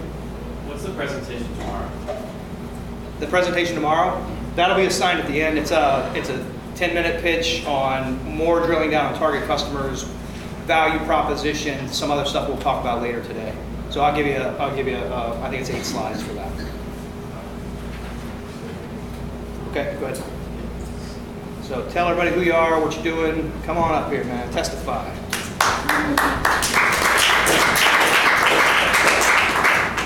Hi guys, my name is John Rawlinson. I'm a senior at RPI studying electrical engineering and applied physics. So my general project idea is basically exploring ways that we can use emerging technologies to improve the ways that stadiums and venues operate and the ways that they collect data and the ways that they interact with their fans in order to improve the experience that fans get out of attending a stadium and improve the ways that stadiums operate, ultimately for the benefit of the fans. The idea being that currently fans can, depending on what you're getting out of the experience in a stadium, some fans can get a better experience at home through just watching on a large HD TV or something like that. Stadiums aren't really offering the fullest benefits that they could offer from attending an event, other than just sort of the visceral experience of attending an event. So the idea is that I've just recently started working on this project, so it's still very somewhat of an enigma, but the idea is that there are a lot of pain points within the stadium that could be improved. So one of the pain points is congestion within a stadium, the way that you're managing crowds, the way that crowds are flowing throughout the stadium, and the resources within the stadium, so stuff like food and drinks, how that is being dispersed throughout the stadium, whether you're just concentrating it at kiosks or having people throughout the crowd distributing it, and really looking at ways that you can enable these technologies through things like visible light communication. So that's really the main area that I'm looking at, using visible light communication to improve stadium networks to enable these different technologies. Visible light communication networks, they're much higher speed, much higher bandwidth, so they enable Internet of Things technologies to be much more easily implemented, since you're not worried about congesting your network with a lot of devices on your network, basically. So you can get much more data collection, implement many more devices on your network. And then another thing I was looking into was implementing drones within a stadium for getting different viewing angles, which could then be transmitted to the fans through something like an augmented reality experience. And then those drones could also be used to monitor the distribution of fans within the stadium, monitor the teams on the field to collect data for the coaches themselves for analyzing the games afterwards. So just generally the idea behind the project is, how do we implement Internet of Things technology within a stadium for the benefit of both the people running the stadium and the people attending events at a stadium. So you can find out how long the line is at the the ladies' room and stuff like that? Exactly, yeah, and maybe you could access that through your phone and you realize that, oh, over on the other side of the stadium, there's no line. So Gotcha. that would be one use case of that technology. So if you had to summarize, what problem are you trying to solve? I would say the problem I'm really trying to solve is that stadiums are suffering from aging technologies, which are making them increasingly less and less competitive within their market. And in-home technologies are becoming increasingly more and more competitive, especially with things like 4K TVs and better cameras and better ways of transmitting the game to the fans at home. You can watch multiple games at once at home. You just get a better view at home than you would within the stands. We got a 4K TV right here, man. There you go. Filming in 4K. Thanks, Richard. So who would be the person that would buy this? The ultimate customer would be the teams that are running the stadium or the companies that are running the stadium. So stadium owners, any sort of managers within the stadium who are managing like logistics and things like that. Yeah. And they have stuff out there now that they're using, but They have some, but it's really doing the bare minimum to manage the problem that they have. I wouldn't say they're actively trying to find better solutions. I originally came up with this idea working for a company that does the LED lighting within stadiums and working with the stadiums a little bit and implementing the LED lights within their stadium. I sort of started to realize that a lot of stadiums are really hungry to do anything that will give them a competitive edge over any other stadium. They always want to be the ones to say that this is the most technologically advanced or something else, for example. Yep. So, Good job. All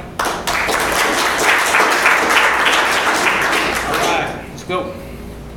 Have you seen that new stadium in Atlanta, that Mercedes-Benz Stadium or whatever? no. It was like, I watched it on Thursday Night Football or something like that. Fantastic, like super crazy roof and big displays and everything.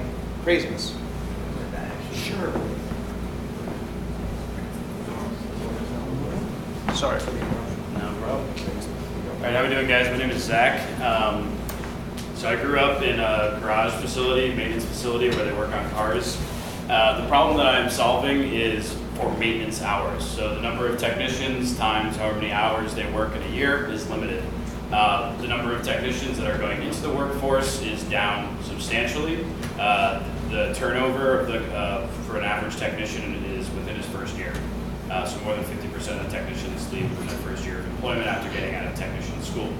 On top of that, the number of baby boomers who are going to retire in the next 10 years is substantial, about 250,000, which is about 30% of that total workforce. On top of that, the way that these technicians are deployed is really, really inefficient. So growing up in the garage, there's a couple of foundational technologies and tools that these guys use. One of those is an automotive lift. So, it's essentially something that just slides under your car to pick up the vehicle. That process of sliding that swing arm, as we call it, underneath the vehicle, usually is about a minute to 5 minutes, sometimes more on more complicated vehicles, represents anywhere from 2 to 5, sometimes 8% of total technician time. So as there's this increasing shortage of technicians, what we need to do is increase the productivity of the existing technicians. So the solution that I'm going to be providing, well, I guess I shouldn't be talking about the solution, but I'm going to anyway. Is to just automate that to develop a robotic vehicle lift, and have a back-end software that's integrated with any type of fleet maintenance system that they have, which tells them what type of vehicle is coming into the garage, what type of service it requires, and therefore what type of lift it requires, availability of lifts, so on and so forth. Customer is the fleet manager, the guy who makes all the purchasing decisions for that garage, or the shop manager, sometimes he's called. Depends on whether it's a dealership or an actual fleet. The way that they're doing this now, in terms of solving for technician time and boosting efficiency, some of them are just ignoring the problem altogether. Actually, a lot of them are just ignoring the problem altogether. Some of them have consultants come in and do like spaghetti graphs and watch how the technician walks around the car and the order in which he does things. So those are some of the ways that they are solving it. But the lift is really a foundational part, a key tool within the garage. So changing the infrastructure of the garage to actually have robotic equipment seems like a good option. Gotcha. So yeah, you'll go out as part of your journey. Go out and talk to a ton of people that have garages. Yep. And see what their issues are. You may find out that there's maybe a bigger issue somewhere. I don't know. Yeah, there is lower hanging fruit, which is an issue for me. And then one of the options you didn't get to, one of the options for your customers is to do nothing. So doing Yes. nothing is always an option. So that's, you're competing with other technologies and stuff like that, sure, but you're also competing with just like, I don't care. Yep. I'm not going to change it. Yeah, so that's a big challenge right now, but losing 30% of your workforce, potential workforce in under 10 years is, they're not going to be running operations anymore, so. All right, Cool. stuff. Okay, anybody else just got a presentation, like just talking, no slides? All right. Come on up. And that's Darcy over there. She's your mentor. So hi, Darcy. This is Ann. Looks like a pillar. Hey. Do a little loose introduction. See that? Magic. All right. So I think my experience so far with my idea and what I'm going to present to you today, we've just kind of been playing. So this is the first time we're really trying to solidify what our idea is, what our market is, who our customers are. So it's kind of what we're hoping to get a little bit out of this program. I'm introducing Curb, and I'm representing them. I am a one-person team today, but there are 3 of us.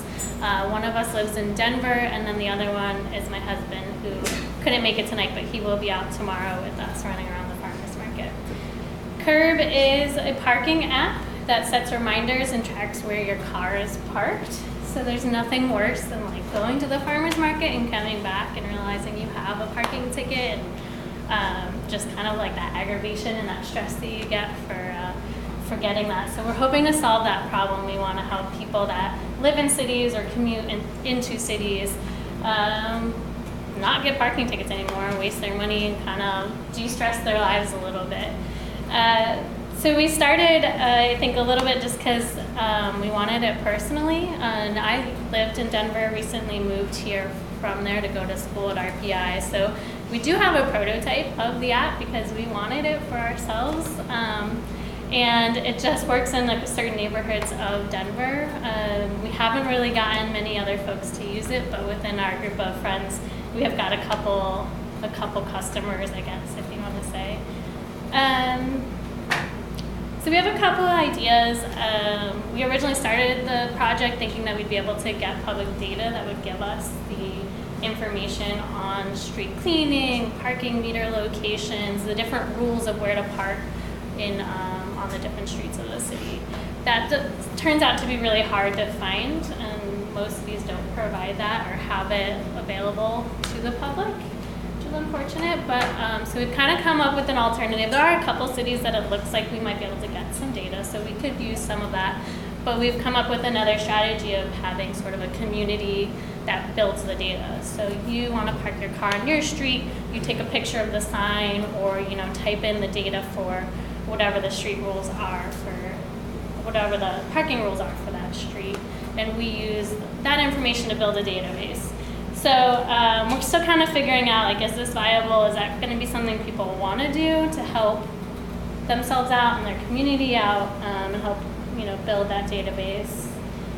So with that being said, we have a couple, I think, of potential people that might buy the app or buy the data. So the app itself, we could potentially sell that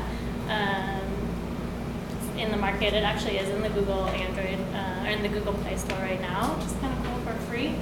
But we also see if we have the ability, if we get the community behind us to build the database of street parking information, that there might be a customer out there that wants that information that could use it for other purposes. So still lots of beginning stages, lots of questions, not so many answers. But So the problem is like trying to reduce parking tickets and that aggravation behind. aggravation. Kind of a side benefit is that it'll remind you where you parked your car. It actually uses the GPS on your phone. So if you're ever like after a baseball game, like, where did I park the car? Wandering aimlessly. So Gotcha. And then so the paying, who do you think the paying customer is most likely going to be then? Most likely we think it's the app user, so the person that's going to get the benefit of not getting the tickets. But again, if we can build a database that's substantial enough, then there may be somebody else that wants to buy that data. Yep. Gotcha. Or do you know of any other options out there now that are available? No. For this type of thing? I used to have like a virtual post-it note on my phone that I put it in, so something like that. Gotcha. Yeah. Awesome. Thank you.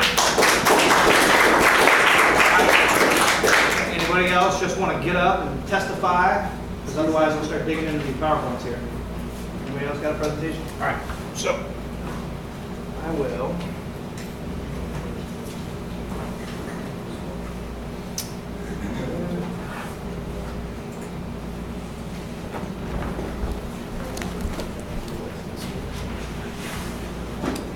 Okie dokie.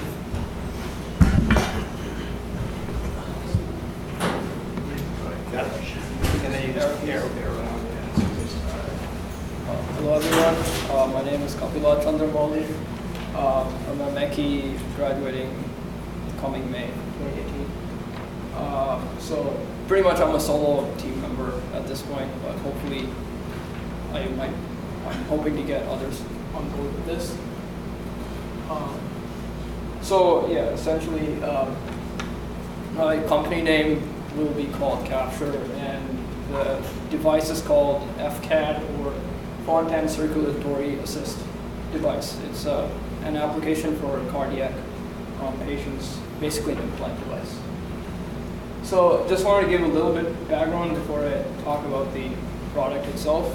So this is kind of blurry, but this is the normal heart, 4-chamber heart. So you have, mainly we're focusing on these two areas, which is the two ventricles. And what they do is they pump the blood into your entire circulatory system. And problem is, like, there are some patients who are congenitally have a condition in which they only have one ventricle as opposed to both. And so this reduces their capacity to pump blood throughout the system, and therefore less oxygenation of blood happens, and so you get a lot of fatigue and all sorts of problems. And it eventually leads to fatality, basically. And so what the surgeons do today to solve, or at least partially solve this problem, is perform a palliative procedure. It's a 3-step procedure called Norwood, of which I'm really focusing on the final stage, which is called Fontan. And what they do there is they basically graft an artificial artery directly. This is the pulmonary arteries, which is the arteries that go into the lungs for oxygenation. So they direct the blood directly into that. So essentially creating a passive circulatory cycle without the need for a second ventricle to pump the blood into the lungs. It's a little bit complicated, but I'll just leave it at that for now. So some facts about 1250 univentricle cardiac patients are born every year in the US. And after the Fontan procedure, which happens roughly around teenage years, researchers have found that the maximum peak utilization is somewhere around 50 to 60% of normal people. So their blood gets oxygenated only that much, as opposed to like 100%. And additionally, they lose 1 to 3% annually after their teenage years. So it gradually gets worse. And currently, physicians have no idea why this is happening, and they have no way to solve this other than eventually requiring a heart transplant. So the problem is basically circulatory inefficiency or lack of blood flow within the human body. And the only option, permanent solution, is a heart transplant, and there are issues with that, a number of medical complications, as well as, it says complications, but yeah, that's true. But there's also a significant shortage of transplants in general. So patients find it very hard to they're very lucky to get one if they can. And so there's basically no intermediate option between like a heart transplant and this palliative procedure. So there's nothing in between to at least improve their chances of like a better quality of life. So basically some of the customer needs I've initially gathered, I still need to work on it more, is to essentially improve the circulation, so increase the rate of blood flow within the circulatory system. This is about 5 liters per minute is the normal expected metric. It has to be implantable near the heart and assist the heart in pumping basically. So fully contained within the body. And third, this is something I'm still debating, but one of the key things that the surgeons that I talked to, and they were basically acting as surrogate patients, because I couldn't talk directly to them. But basically, a device that's self-sustaining, that doesn't necessarily need an external power source like a battery as such. And this translates into my vision, which is hopefully body-powered cardiac pump that's implantable and assists the flow in the Fontan circuit. So this is just sort of my team. But my mentor is here, Ashish Ghosh is the academic lead. Dr. Ashok Muralidharan is the surgeon I'm working with. He specializes in pediatric and congenital cardiac surgery at OHSU Morgan. Also, potentially business mentor at GE, Sholem Mackelsberg. So that's pretty much it, I think. Any questions are welcome. So you're going to have one of those tough to define customers. So, you know, ultimately who pays? Who's going to write the check? Yeah. Yeah. So who do you focus on? It's a little bit complicated, Yeah. because like insurance is involved and things like that, so they're middlemen. Yeah. But really I'm focusing on like medical professionals like surgeons and stuff, because they're the one who will be validating my product essentially. But ultimately, like really writing the check will probably be through insurance or the patient itself. So that's going to be the tough thing. So you have like sort of this distributed payer system of insurance, but the doctor has to recommend it, and the end user of the new heart bypass, whatever, you know, he's an end user, but he'll need it, have to pay some copay and stuff like that. So you'll have it'll be a fun journey. We'll try to hook you up with some insurance people and stuff like that also through this process. So everybody will be doing like less technical development. So we don't want you to like really dive into the technology and see if this could actually work. We don't really care about that in this. You're going to do all the business side for this class. So it'll be interesting to dig in. Awesome. Okay. There we go. So I'll call up another PowerPoint here.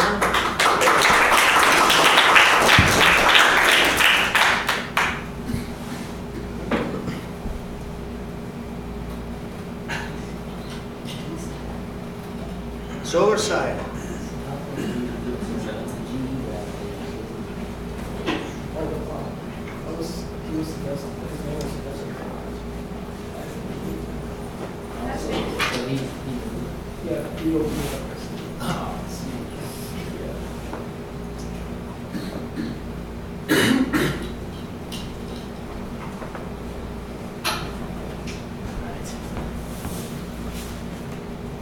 So my name is Dave Polanco. I graduated RPI in 2011.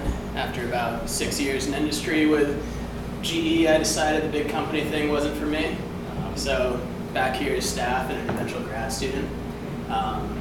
This is Duncan. Our academic lead is Michael Hughes, professor in the main department. And our product here is the solar siding. Yeah. So the problem we currently have is that as everybody's seen, you drive around, everybody has solar panels on the roof of their house. Companies are doing the same thing. They're putting solar panels on the roof. Some of them are even putting wind turbines on their roof or on the side of the building. But they're not fully utilizing everything available on their building. So, for example, the siding that they have on those buildings is something that they have to install anyways. Some potential solutions where you could generate off the side of a building would be an example in the top right corner. But in that case, you have to have an actuator-controlled photovoltaic device. In case of high winds, the thing doesn't get blown off and your whole investment's gone. So the solar siding, we think, could help eliminate or help solve some of these problems that we have currently of not taking full advantage of really all the real estate that companies and industry has. And I'll pass these around. I want to stress that this is not anywhere like close to a final draft, but it's just kind of a good way to sort of illustrate the concept. And so essentially, what we have here is a wedge-shaped luminescent solar concentrator. So what is that? So our mission is kind of to take this and turn it into something that may or may not resemble that, something that can go on the home. And so essentially how this works is you have sunlight coming in, and that's going to interact within the device, and if it comes around it might become a little more clear. But to essentially either hit, we have a phosphor layer. Phosphors are used in LEDs and that kind of thing. And the phosphor layer can take sunlight and then absorb it and re-emit it at a different wavelength that solar cells actually like more. And so essentially this whole thing is acting as a waveguide to just guide sunlight to the solar cell down here. And you can see there's not a whole lot of solar cell here. And so it's a really intriguing concept. But so kind of part of the advantage that we're looking at is with regular solar installations, you're pretty limited. You have the roof, you have the ground, but roofs come in a lot of different shapes and sizes. There can be structural issues involved. There can be, as you can see, like kind of in the top right here, there can be a lot of junk on the roof. Maybe it doesn't make sense to put solar panels up there. Ground-mounted systems, they can be in the way. You might hear carports, but those are pretty expensive. So there's a lot of these issues with regular solar that we believe we have a solution for. We have this alternative that can help, solve the equation for a lot of companies or a lot of folks that want solar but just can't go solar, or just paying a lot for electricity. So some of our potential customers, this is just a very small segment. There's the residential sector. There's towns and municipalities that a lot of times you'll see them buy big solar ground-mounted systems. But we really wanted to focus for these 5 weeks on commercial building owners and industrial building owners, and not necessarily just the building owner, but everyone involved within kind of the commercial and industrial sector to figure out who's writing the check for that. And the reason for that is that with a commercial building or an industrial building, you have a whole lot of surface area, right?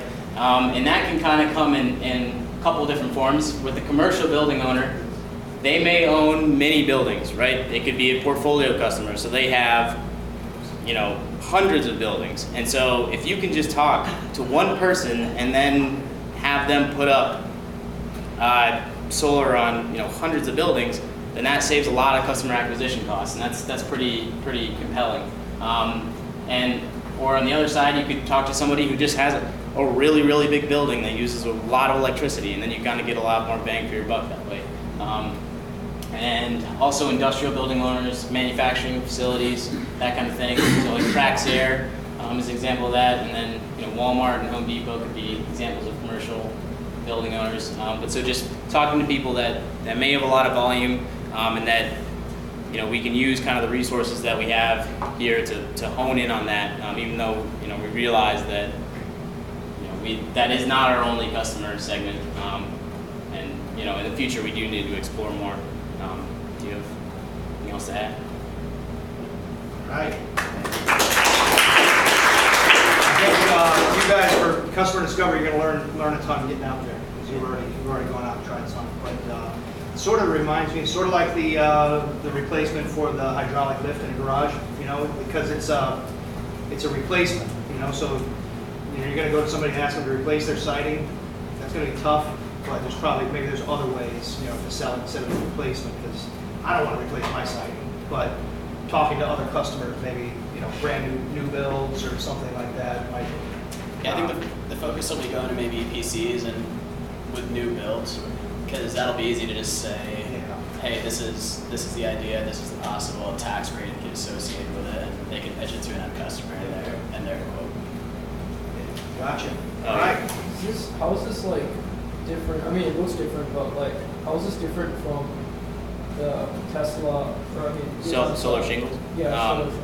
Yeah, so solar shingles, they're on the roof, and so they're going to be generating most of their electricity probably in the middle of the day.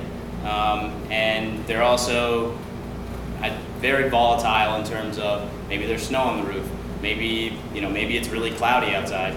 And so I don't know if I stressed this enough earlier, but basically the idea here is that the phosphor layer, the concentrator piece, allows you to harness sunlight from a lot of different angles more effectively. And additionally, it just gives you another option, right? You have this surface of your building that you can't take advantage of in a cost-effective manner right now. So, right now it seems like solar shingles are crazy expensive, but taking the cost aside, it just kind of adds a whole new element to being able to incorporate electricity production into your building envelope without having to buy something extra. And like Duncan mentioned before, what the layer actually does is it shifts your spectrum. So photovoltaic cells absorb very well in a very small segment of the spectrum. And you can actually tune these luminescent solar concentrators to that spectrum. So instead of just using 5% of the energy in your whole spectrum, you can shift it into it. Maybe now you have 40% of that energy going into that photovoltaic cell that you shifted. So there's a few layers of it that. All right, there you go. Good job. Alrighty. I think. So I've got one, but it's not PowerPoint. Yeah. So I don't know. Come on up, man. Darn Mac users. Well, I did Prezi, right? So Prezi's hard to like email. Plug it right in, man. Oh, you get this. You're started already.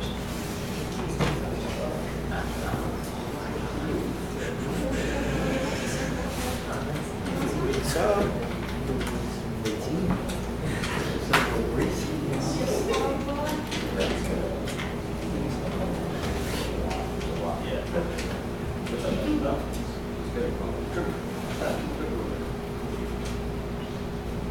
Okay, so basically my idea was, and this is about as far as I've got with it, can I take some technical accomplishments that I've made in my research and make a company out of it, right? So for me, that's, the big technical accomplishment was these adaptive simulations, right? And they provide a couple of different capabilities for different types of customers, right?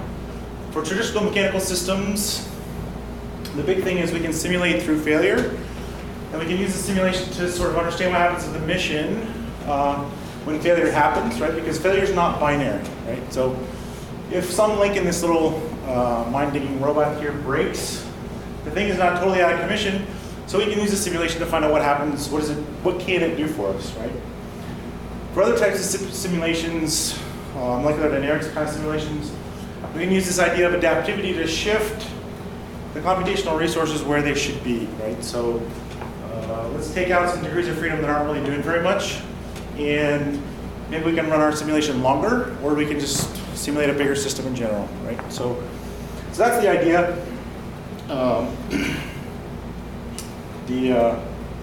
Product obviously is some piece of software, right? Maybe.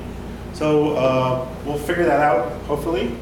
And my idea right now is for how does it get applied, right? It can be applied for lots of different end users. For instance, people doing molecular dynamic simulations, right? So that thing I have up here is actually the HIV capsid, right? So that's got something like 5 billion degrees of freedom. So like simulating that thing at the best computing resources we have, we're getting a nanosecond of simulation time for 24 hours of compute time, right? So it's a big problem, and the implications are pretty consequential. If that's not motivating enough, we have the Ford Raptor, right? In this time, right? So Ford is trying to save money, right? So I would say most of these other applications up here at the top, their goal is to save money, right? So do a virtual design, right? Not test and prototype all these big, expensive kind of things, right? For these folks in the molecular application, it's can I understand some new capability, right? Because can I understand how this HIV capsid works, and then maybe defeat it, right? So who's going to pay me money? Hopefully some folks at these kind of places. And who exactly that is, I'm not sure yet, but we'll figure it out. That's basically all I got. So you're gonna do, instead of having a company make a prototype, you're gonna be able to sort of simulate what it would do to save them the cost of manufacturing some prototypes and things. Or developing a bunch of in-house code for these applications, right? So does Caterpillar need to write their own thing, and who's writing it? Like, does Ford need to write their own thing, and is the latest and greatest maybe doing that? Any questions? Yeah. Can you explain what why your code is better? Yeah, so you run like a dynamic simulation, it sounds like, right? Yeah. So we're solving F equals MA, right? That's what we're doing. And the big idea is to take out the degrees of freedom that don't matter, right? On the fly, without having to stop and recreate a different model, right? So I think that's the big thing is when I say adaptive, it means the simulation is making these adjustments while it's running, right? So kind of like taking the analyst out of the loop a little bit. And so that's the idea. Does that answer your question? Yeah, so it does these dynamic simulations, it makes them more flexible and also helps them run faster, right? Absolutely. So you need smaller computers and I can get a result easier. Yes, I can run the same simulation on something smaller, right? So if I look at this fully atomistic simulation, maybe I'm taking a bunch of degrees of freedom out and make this my model, right? And I don't have to try and guess what that is beforehand. Because that's the other big challenge. People want to do these, what you call coarse grain simulations, and they're just kind of like guessing at where to take out the degrees of freedom. It's gonna be fun seeing you talk to people in the farmer's market. So that's... Gonna see some. Good job. Let's give him a round of applause there. Okay, zone book.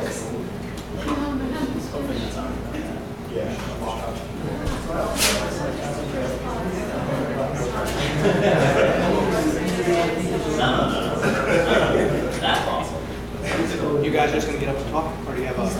They said. Oh, they did. Oh, yeah. Let's just do that. Let's get these guys first. All right. No, just arrow down. Ready? Oh, no. I'm Josh. And I'm Brian. And we're Zone Book. Now, back on Alumni Day back from high school, I met a man by Randy Garuti, and he just so happens to be the CEO of Shake Shack. Now, when he was kind of promoting his new establishments in the area, he gave us me and my friends, a lot of free coupons to go and try the burgers and milkshakes, everything just to help brand and really build his connection with us. And with that, despite not getting free coupons anymore, I still actively go there. I enjoy the burgers as well as recommend it to anyone who has not been there, just like Josh. So recently I was going to New York City for a business meeting and I had limited time, but Brian's like, you have to go to Shake Shack, you have to try it out. It's definitely worth the wait.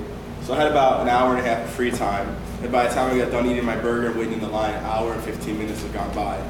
So the food was really good, but I don't know if it was quite worth the wait. And that had me thinking, you know what, I want to have a similar experience to Brian, but since I'm in New York City for business, Shake Shack might not be the appropriate place. So we kind of thought about how we could index, similar places, maybe like Burger Inc. Burger Inc.'s really good in New York, but the line's not quite as long as Shake Shack, and it's still a similar experience. So that's kind of the idea behind what we're doing. And now, when we're kind of searching for a quote to really try to solve what our mission is, what our value proposition is, we kind of stumbled across Henry Miller's quote. He says, "One destination is never a place, but a new way of seeing things." At Zonebook, we want our technology, and it will help our users through new lenses and open their eyes to new opportunities and events to find hidden gems directly right in their area that they wouldn't otherwise find in Dallas. So, kind of wrap that all around, there's a lot of information. Zonebook's an innovative way for people who enjoy taking photos to explore their favorite cities and destinations within their communities. Destinations will be grouped together by theme or location into a photo book or Zonebook, which users can see, and it becomes public once they go to every destination. As well as that, users will be able to earn achievements, prizes, as well as the publication of their photos once they've taken a picture at all the locations within that specific Zonebook. Now with that, we incentivize our users by offering a reward system. So for the top users, we'll be able to reward them with new experiences or even premium features at free of cost. It varies definitely once we get going. So to kind of wrap that even better, so say you're really into celebrities, maybe your girlfriend is and she really wants to go on a TMZ tour. Well, there could be a Zonebook for people that want to go to the celebrity spots. They want to see where Kanye West just got pizza in New York City and take a photo there. Or maybe Jay-Z's favorite club. So there could be a Zonebook for that. There could be a Zonebook for holiday locations, go and take a photo at Rockefeller Center in front of the Christmas tree or a nice German restaurant with those decorations. Which also goes along the lines of almost a limited Zonebook as well, which is a little specialty for us as well. In addition, it could be even an iconic spot from a TV show or movie. And in addition, it'll show you, everyone in the area, what the hottest destination is. So you don't want to be that guy or girl that goes and there's only one at the bar or any club. You want to go where the party is, where it's lively. So the revenue model is we're working with different things right now, and this is kind of who the customer is and how they're going to pay us. So one way is to partner with like large companies like Disney or Universal that would want to offer a similar thing to their customers. So like if there's a customer in Disney World, they want to take them to like low volume areas within their parks, they could use our app and kind of brand it as their own, their My Disney Experience app. Or we could even use coupon codes with some of the destinations that want to list with Zonebook inside the app. So like we get maybe 10% of sales using that coupon code. And then another one is charge businesses for foot traffic. So each Zonebook would be different and some would be more popular than others. So the main one in New York City could be Times Square, Empire State Building, Rockefeller Center. And there might be a business which is pretty good, high quality, but maybe not at that caliber. So we might charge them $2 a user that comes through their spot, through Zonebook and takes a photo there. Now just to show a little bit of a timeline, right now, as you can see, we got accepted into the I-Corp and I-Save program. Right there with the fund, we're planning on traveling to New York City and Boston to do our customer discovery for the big stages of it, really gauge. As well, we're working on our MVP currently. By 6 months from now, we want to have our working MVP, our first beta users, as well as figuring out a strategized plan to figure out where we're going to launch and what location we're going to launch in, as well as start partnering with business to help build Zonebook. About a year from now, we want to have and will have the app on the App Store as well as Google Play with our first business customers, and it be accessible and be allowed and open to all of our users. Thank you. Does anyone have any questions? Do you have like a particular customer or use case that you guys are thinking about? Like customer segment? Yeah. Yeah, we're thinking of like college kids, or not college kids, people under age 30 that live in Manhattan. That's who we want to target first, or Boston. Yeah, go ahead. Just a thought, isn't Groupon kind of doing something similar where it's like underrepresented restaurants are kind of giving codes to generate more foot traffic? Is that something that you guys would want to look into as far as maybe partnering with them? Well, that's like one part of the revenue strategy, but that's not necessarily what we want to completely build our business around.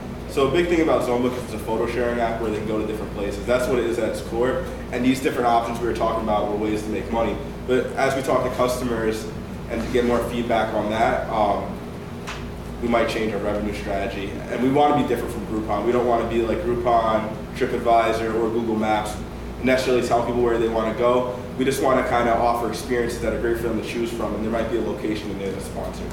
And going off that too, sorry to interrupt, but going off that with the photo app, we almost want it to be, okay, I'm in the area, I know all these great landmarks, but okay, what's this right here? It's almost a hidden gem that we're trying to do, and it's almost like a scavenger hunt in the sense that you're trying to find all these little hidden gems in the area that you may not otherwise know. One more question. So, just off the point of snapping pics of places you like, how do you see social media in your customers' life? Because I bet they already snapping pictures on Instagram. Do you see social media as your competitor, or you plan to integrate with social media? Because a lot of restaurants also now, like, I don't know, like, leave a Yelp review, snap an Instagram picture with a hashtag, get a coffee or something. So one way I've thought of, and we're working on to combat that, is maybe integrating it with social media in the beginning, so they can snap it or take the photo through our app and share it on social media. So we might try and get them to use that to make it, to simplify, like on Instagram, Facebook, and maybe even Snapchat. Then eventually kind of make it our own thing, and then grab the users from there since they're already using the app. All right, give it up. Have you guys come on up?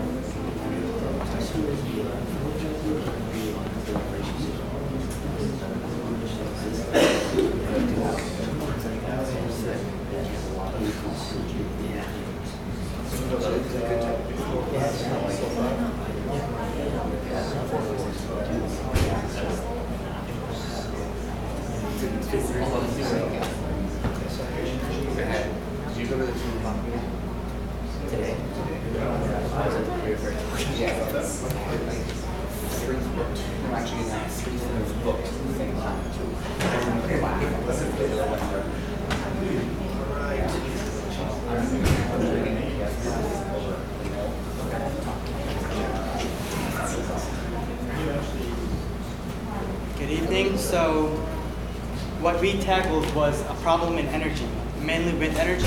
And these are some of the problems that the world is facing right now. It's not really a problem, but more like an inconvenience that we can solve, and which might be able to help the energy need of the world, if United States first.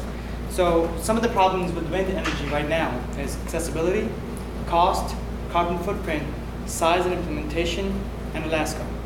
So Alaska comes last. We'll talk about why Alaska was one of the biggest things we talked about. But to tackle these problems and what wind energy is right now, we created a product that is, we call it the continuous fluid flow torque generator. So this is pretty much an airfoil converted into a wind turbine. So when the air flows over airfoil, it splits the airflow into one, the top and the bottom, which also creates portions of low pressure areas right around this area and low pressure right here, which also means that the low pressure area is converted to high velocities. So what we came up with was a point of highest velocity, and we implemented an impeller into that point to create the highest amount of energy that we can, using the same principles that a wing is created. Lift, but this is not really lift because we use an asymmetrical airfoil that we figured out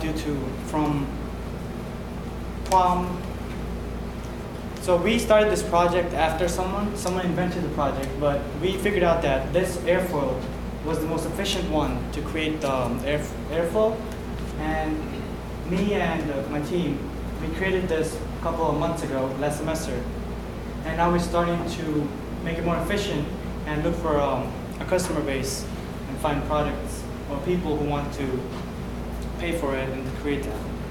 That right there is the model we have right now. It's not the finished product in any ways, but it's just a model of what it is and what's going to be. It's supposed to be. So do you want to point out the venturing part of it? Yeah, so one of the main part for creation of this device, so it was based on a paddle wheel because that was used as water. So this, we named it a continuous motion fluid flow because it can work with water and air. So what we have, these things right here, these are venturis placed according to the low pressure zones in the area. So when air comes through and it spins, we can have a high pressure here because the air comes in, but it doesn't have a place to leave. So we create these venturis that pretty much acts as suctions to suck the air out from this place and continue the motion. And we have. So really, we're not really in the business of replacing big wind, quote unquote, wind systems you see, like, you know, when you're driving down the road and you see a giant field of them. That's not really replacing, because those are huge, and that's a whole developed industry. What we're really actually looking for is to supplement smaller grid applications. So for instance, solar energy, that's a really big, popular method.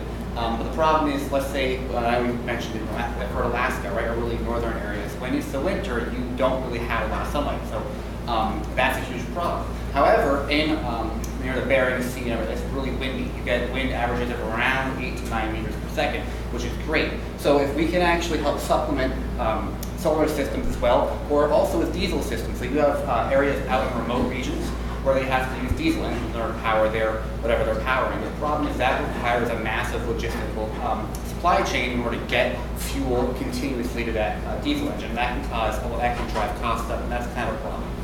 So we're really trying to promote local energy solutions using this system. These are some examples of some implications of the system. In New York City, they're starting to build buildings that, as they get them taller and thinner, they need to create a couple of floors that actually don't have anything in it. They're just there to distribute the load.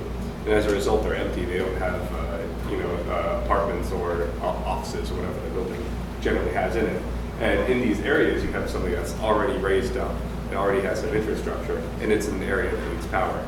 So we could, in these basically empty floors, we could implement our devices to generate power for the building or for the immediate grid surrounding it as part of another customer base. And for this, we could talk to either construction companies or civil engineering companies as part of our customers.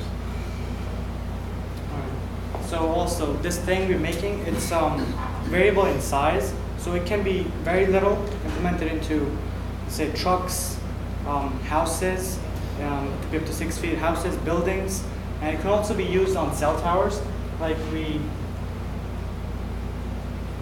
so that is a rendering we created. So this is a cell tower, and right now we know that cell towers are tall, so we thought that if we can supply a cell tower with its own torque generator, then it would reduce the problem with the grid, because the grid of electrical grid in America is getting pretty old, and it's getting costly to repair and maintain.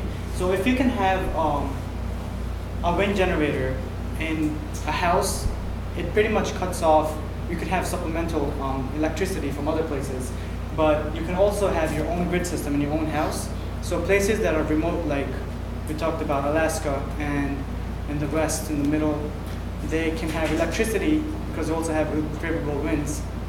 And it can be complemented through solar power or other forms of energy, because we're not trying to replace a product that already exists. We're just trying to create another one to make sure that the energy needs of the world are met. Oh, sorry, introductions. My name is Gurjeet Singh, and I'm the project lead for the project. David Abna. I'm Denver Overin. I'm Nick Terry. Our advisor, Michael Kalsher, is right here. And the inventor, Miguel Santos. He's the one who thought of this idea, and we created the design for it.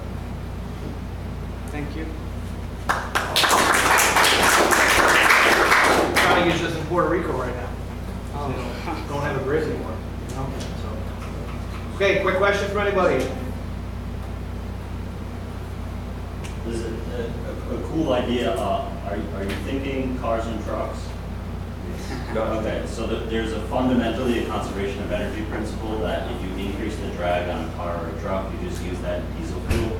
So you can't increase drag on a car or a truck and get a net energy out. So you just have to be, if you talk to an engineer, that'll the first thing that they'll stop. But I think the idea is great. I just want to just like warn them. If I can respond to that, we haven't had an issue in 2013, so somebody thought it was a good idea.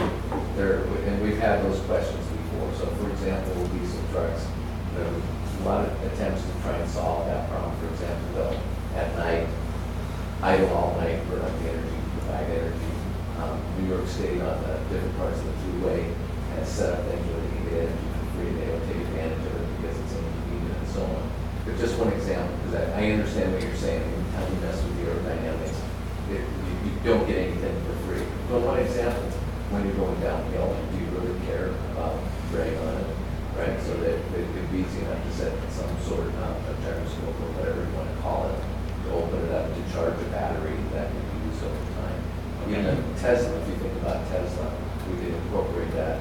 Every car has some sort of blockage in front for a pin or something like that incorporated in it.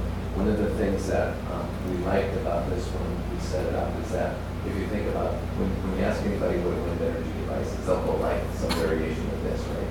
But if you think about what nature's trying to do, it's trying to blow that over, and you're getting a small fraction of the energy that's hitting the aerodynamically designed edges of those blades. This is working with nature. If you saw the thing coming around, it just tries to fall over. See what I'm saying? It goes with the wind, and it divides that wind so that the particles down the bottom is actually creating a push and pull on that. You can't incorporate this into buildings. You can't incorporate this into cell towers. More than likely, commercial vehicles are probably not going to be a viable plan. The idea, we're just trying to give a general spread of localized energy solutions. But yeah, You just got to watch out for the vehicle thing. yeah. All right. Good job. All right, so what I want to suggest, oh, we got one more. One more. Oh, I didn't have you guys listed. Come on up, man. Everybody's got the attention for one more. One more. I actually brought my own cords and stuff. Oh, go away. No. Yeah, it's like cord. Right.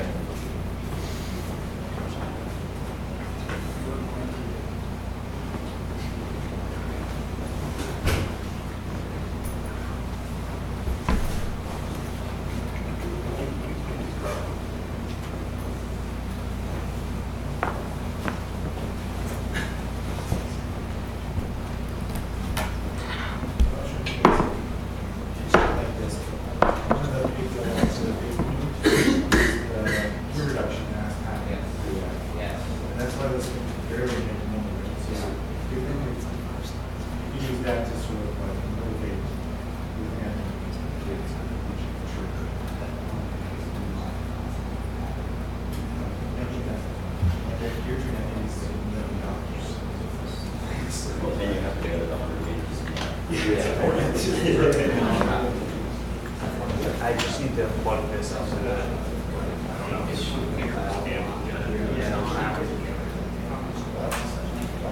Oh, I didn't recognize that.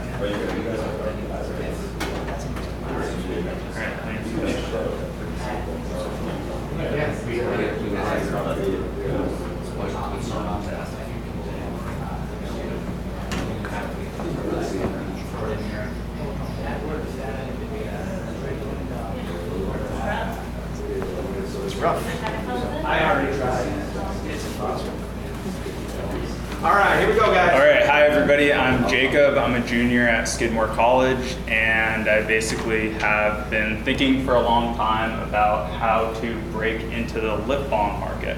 And this is an idea that basically stemmed from having a sister and growing up with her massive beauty and health products in the bathroom all the time. And just sort of seeing how, no matter what the product was, no matter if it was something that she used in private or in public, there were still, all these like multicolored and different shaped possibilities for her. She always had so much choice. And just to give a little bit of an example of something that also got me thinking about it, being at the store with her and her wanting to buy shaving cream and I'm very like price conscious when I shop, and I saw her going for the shaving cream, and I was saying like, you need to look at the unit price on that. And I basically made her buy the male version of the shaving cream because the unit price was cheaper. And anyways, that was just what started to get me thinking about this in the first place. So for a very long time, this is what lip balm looked like. I'm sorry that the pictures are grainy, but then just want to skip forward a bit. So, okay. So have people seen this before? Okay, this is a very popular lip balm container, which was introduced to the market about a decade ago. And before then, there were basically these three options. There was this standard container, there was the little squeeze tube, and then the classic tins. And that was the first real innovation in the market for a very long time, and the company has been wildly successful since then. I think that they're worth about $250 million right now. They do sell other beauty products, but that's their flagship product. And as you can see, the other entrenched companies have started to copy their style. That is EOS, Evolution of Smooth, that company with the rounded chapstick that you guys have all seen, rounded lip balm, and then Blistex has come out with their own copy version of it, and same with chapstick. So, and I also included this photo because it's just another wave of innovation. I say that kind of sarcastically because the innovation is just having a transparent chapstick. So basically, the point that I'm making is that there is an opportunity, I believe, for someone to break into the industry just by having some sort of innovation that is not a plastic container. So my idea is a container made of wood, which I did a lot of research, and you can't find it on the market in the United States right now. You can only find it on I think it's Alibaba, if that's how you pronounce it. So you can get it for 1 cent if you buy 3,000 pieces from a Chinese manufacturer. But besides that, you can't purchase it. And so my idea is to try and bring this to US customers, and hopefully like young women, so teenagers to maybe early 20s. Evolution of Smooth, which is, I refer to them just because they were sort of like the company to come in and say, you can do something different with lip balm, which most people probably wouldn't think. You could be successful doing that, but aside from their valuation, they've just got like a litany of celebrities who've endorsed them and everything. So I don't want to necessarily compete with Evolution of Smooth. I would rather compete with the products that companies like, sorry, computer's freezing up for a second. Okay, so just to refer back to this, the other dimension to this is the natural side of the product. All these companies, it's very important to a lot of the consumers to be all natural, as you can see. So these are the products that I want to compete with, and in creating a natural lip balm, which is housed inside a wooden container, which hopefully would sort of emphasize to the consumer, this is an all natural product. One thing I wanted to add was sort of to sum up my thinking a little bit better. This Evolution of Smooth container sort of proved for the first time that consumers are willing to treat a lip balm container as an accessory instead of just a utilitarian device. And so going with that thinking, I would like to continue it as an accessory. I just sort of have like a crude mock-up of like, using copy and paste from an Alibaba thing for what, the type of thing that I'd want to do with it. And just another example of this is a product on Amazon right now. And of course, you can tell who it's being marketed to, environmentally and health conscious consumers. But I think that it sort of undermines the impact of the marketing when it's just still housed in this sort of cheap plastic container. I know that kind of rambled a bit, but does anybody have any questions?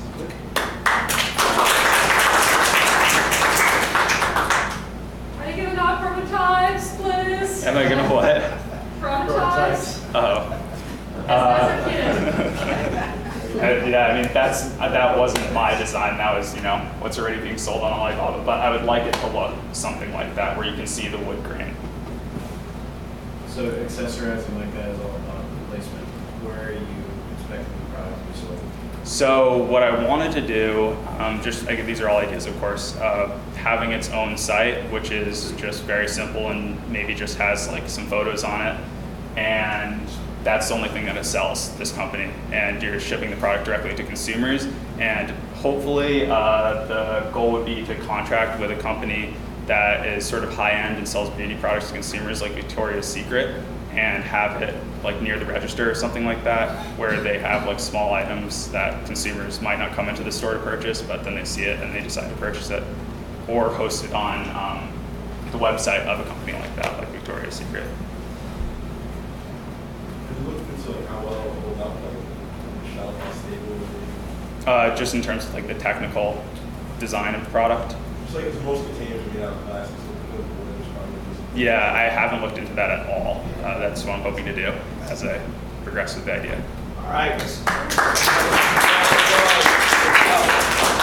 going to be fun.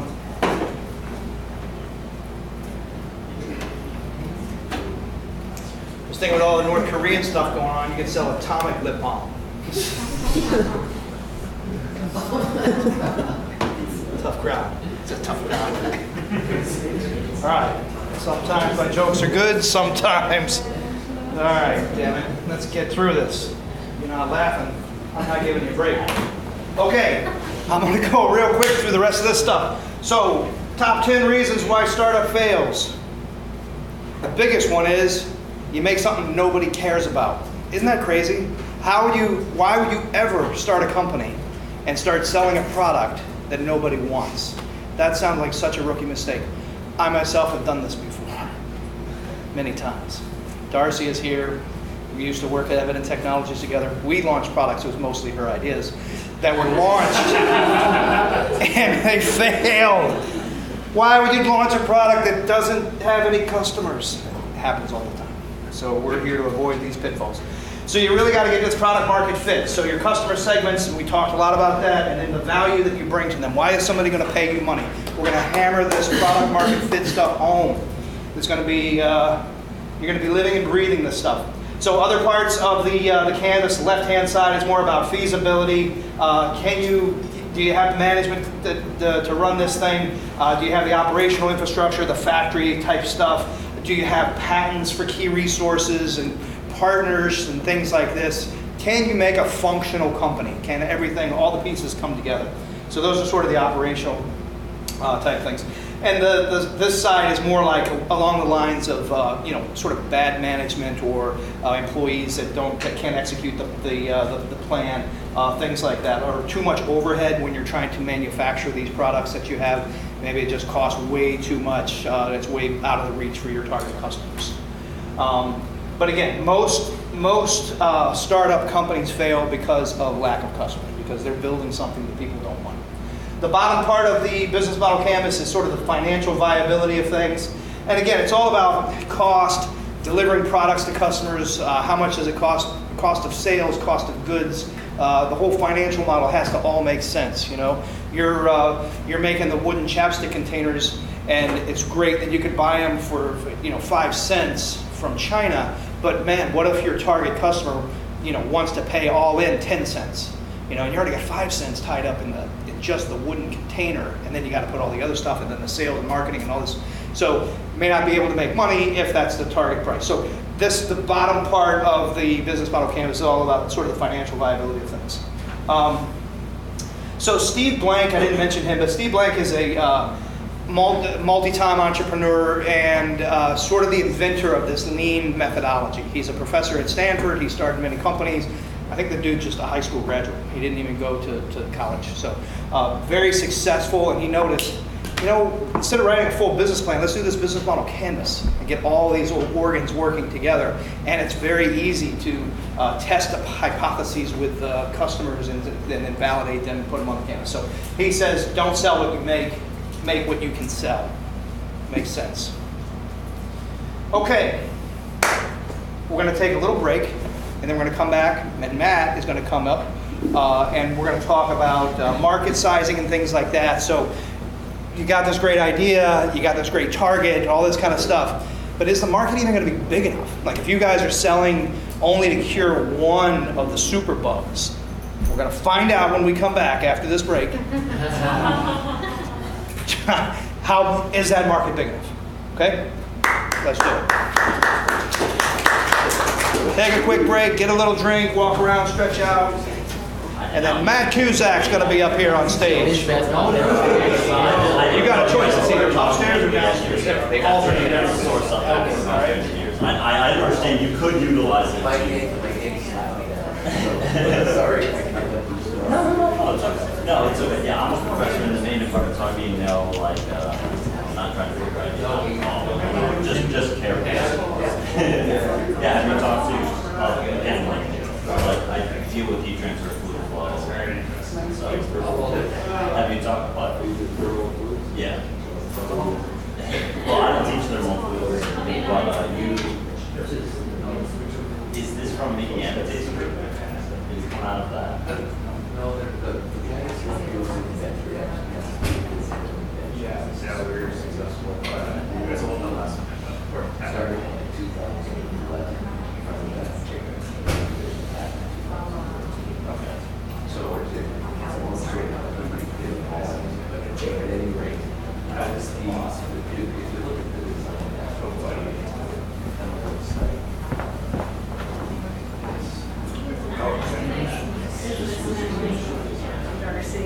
so maybe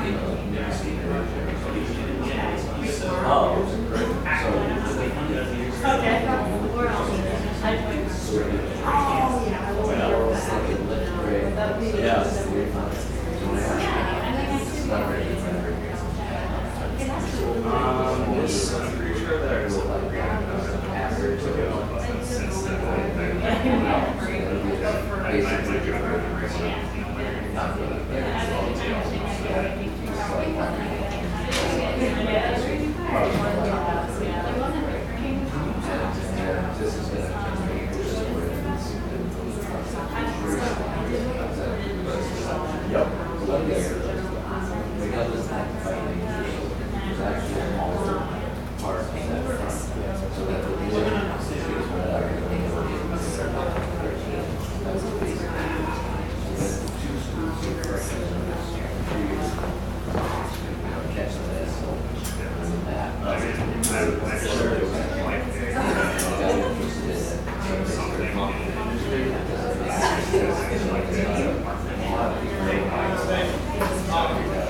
You want to use my machine or your machine? Okay.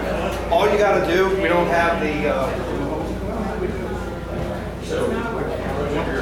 Otherwise, you can do this. The aesthetic aspect of it versus like just the same Let's see if this works.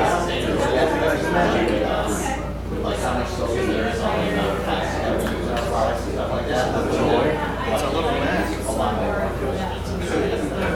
So one thing that I've been thinking about is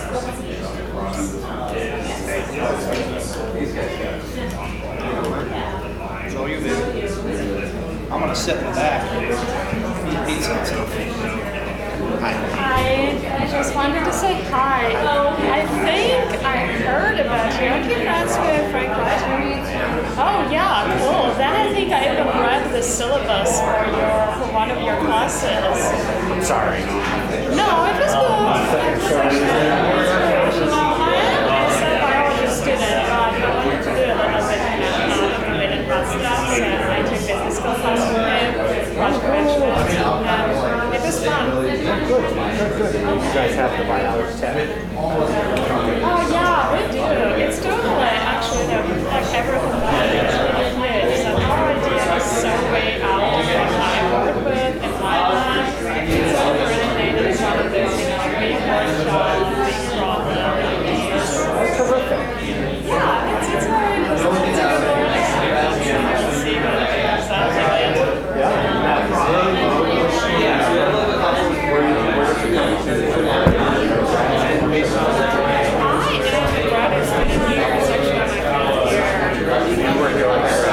No, I went to school in Russia.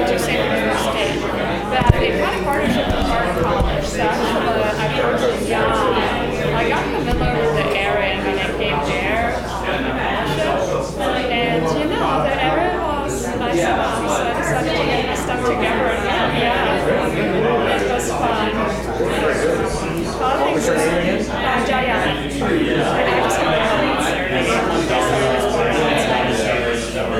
So I have to see that. Oh, you don't have to see that one. Bogorodskaya. Yeah, until 2 years ago. Kelly got sick entirely. So.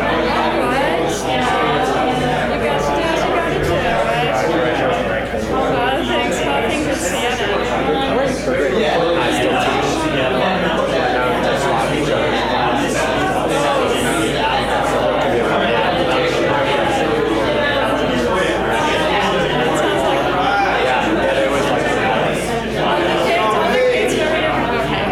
Let's get her going, man. I'm giving you the time, man. I have a lot of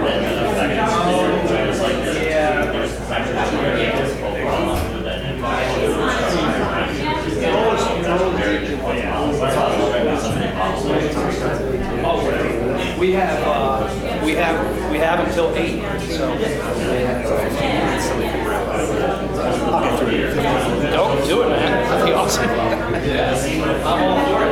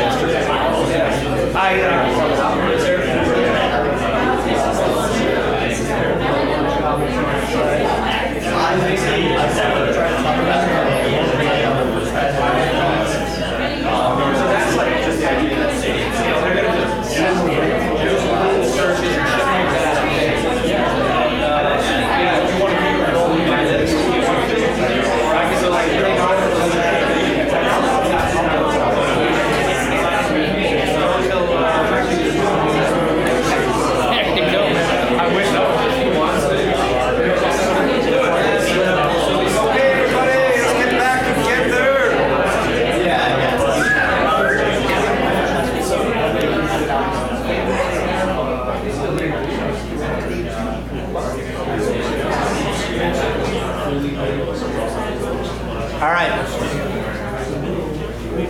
It's a really interesting problem.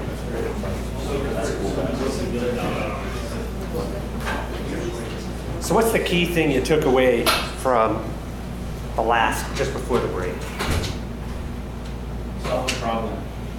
Solve a problem. Good. Anybody else?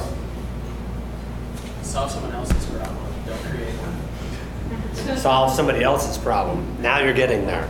Anybody else? Talk to people. You got to talk to people. Why do you have to talk to people? So know you're solving the problem. Sort of.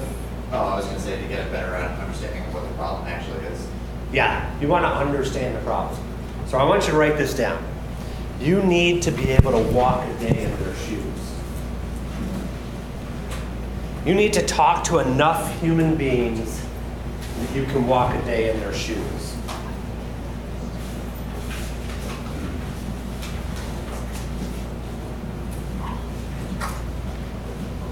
And this is going to sound revolutionary.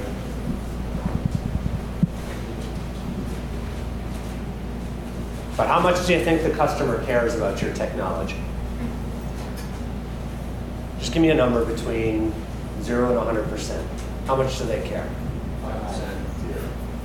It's about 0%. They don't even care about the technology. What do you care about when you buy a product? Let's talk about food. What do you care about? Tastes good, serves the need, the price. You've got all sorts of factors, right? Where does the technology that made that food fit in there? Not at all. And this is what's hard for engineers. I'm a recovering engineer. So this is what's hard for engineers to accept. Nobody but you cares about the tech. So how much should you talk about the tech? Zero. And I mean this with all due respect. Don't ever stand in front of a crowd with a prototype like that. Unless You're talking to the people who are going to manufacture it for you. They care about the prototype. Okay? What you want to talk about are things that the person listening cares about. It should sound a little bit like dating to you, right? Have you ever been on that date where the other person doesn't shut up and you can't wait for that date to end? Yes? That's what it feels like when all you do is talk about your tech or your product. Okay? So don't do it. And that's the point we're trying to make with that first part. Is don't build something that people won't pay for. Okay? So the next part I want to talk about is the market big enough to support what you want to do? What does the market mean to you? Potential buyers. Potential buyers. Excellent. What else does it mean? Potential manufacturers. Potential manufacturers. Good. What else? Suppliers. Success or failure. Success or failure. Suppliers. Would distributors fit in there? Right? How about marketing and advertising? Does that fit in there too? Right? It's the way people become aware. How many of you believe that if you build the greatest solar cell mankind has ever seen, you'll be worth $1 trillion just because it's the greatest solar cell? It's completely wrong. History is replete with examples of somebody who built something better that they failed because they didn't market it correctly. Right? So what I want to talk about for this first part is evaluating the market size. So the market size really has lots of components. All right? But I'm going to use the example of going out to eat. When this is done, you guys are going out somewhere. You may be going out to eat, going out for a drink, I don't know, doesn't matter. But we're going to think about this. How many options are there for you to go out, leaving from this building? Is it 1,000? Maybe 15. Why do you say it's only 15? Because I didn't want to drive an hour. Perfect. Does somebody see it that it's bigger than 15? Yeah. There's some pretty good restaurants over towards Burnt Hills in that area. Yeah. So Saratoga has some pretty good restaurants, I've heard. You get the gist here? The market depends on where you want to go. You are the customer. So there's different sizes of markets. If you took all the restaurants in the capital region, it's a number somewhere in the neighborhood of 300. If you took all the restaurants within a 10-minute drive of here, that number drops dramatically to some number less than 50. If you take the number of restaurants that you could walk to in 10 minutes, the number drops to something in the neighborhood of 15. Do you follow the analogy here? So the possibilities start narrowing down based on factors. What I'm going to talk to you about is you got to size the market for where you think you're actually going to be. Which market? Is it all the restaurants, that number that's somewhere up around 300? Is that the correct market size for you guys? Is all 300 of them the correct market size? Is it the number that's less than 50 or the number that's around 15? Which one sounds right for you guys? The 15, right? So what happens is somebody that's creating something and doesn't do their homework, they pick which market? The 300, because, right, it's a bigger market. But it's not reality. So what we're going to talk about is the total available market. That's the 300 restaurants. Right? That's realistically, that's what's here. Does this make sense? And when you're thinking about your product, you want to think about how many people would want or need that product. How many people could possibly go to that restaurant?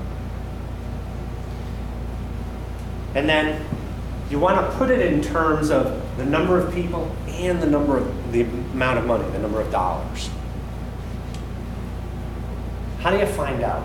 How do you find the information for the total available market? Go to the customers. You could go to customers. You look at what's already on the market, see how well it's doing. You could look at things on the market. All good answers. What else?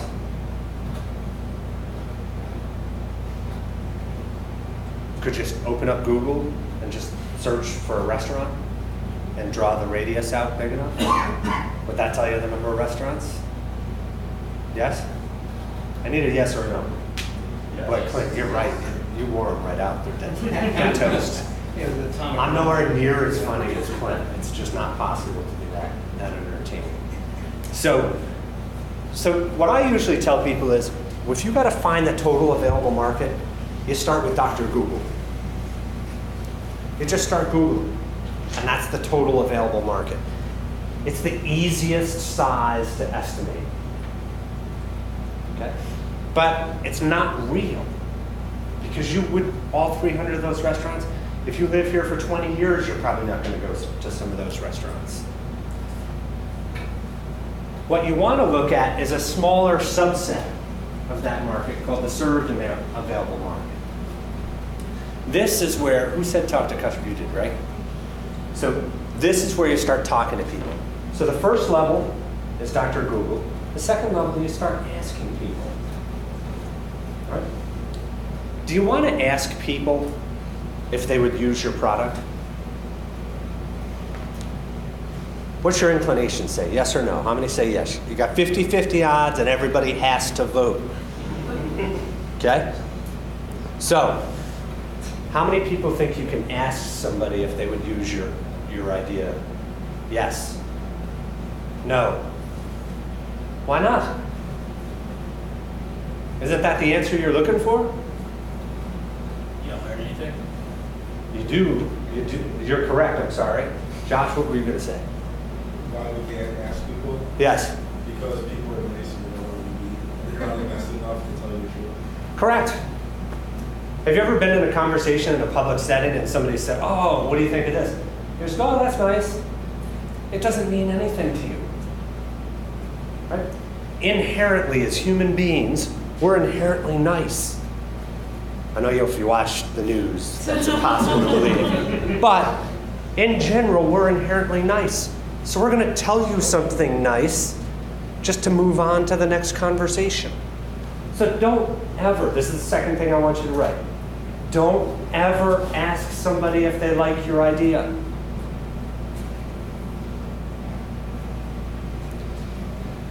He's done it before like 1,000 times. Right? Yeah. Snake oil. Yeah. They're going to tell you what you want to hear. So if you can't ask them if they like your idea, what can you ask them? This is the toughest part. What is their need? Okay? She said, what is their need? So let's, go ahead, what were you going to say? We ask them if they have the problem you want to solve. Bingo. Start with the problem you're trying to solve. Right? So if you're looking for people that are trying to solve a heart problem, a vascular, yours was cardiovascular, right? Yeah. Yep, cardio.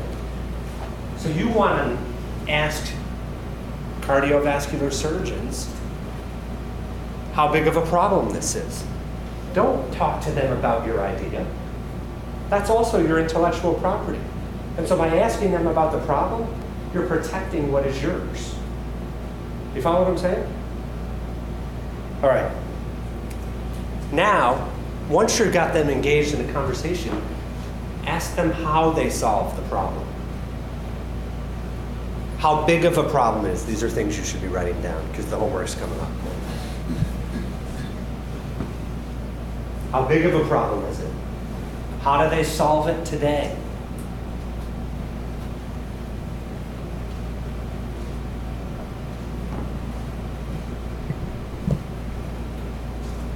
Here's one that everybody always forgets. Who else has this problem? Why is that important to ask? Pardon me? It's more market. What's another question you could ask them? Just think. Common sense. Go back to like first grade. What else could you ask them? You're having a conversation. Go ahead. Have they tried? Oh, no, you already have that. No. Say what you were. Say, have they tried to solve the problem, but you already have that question.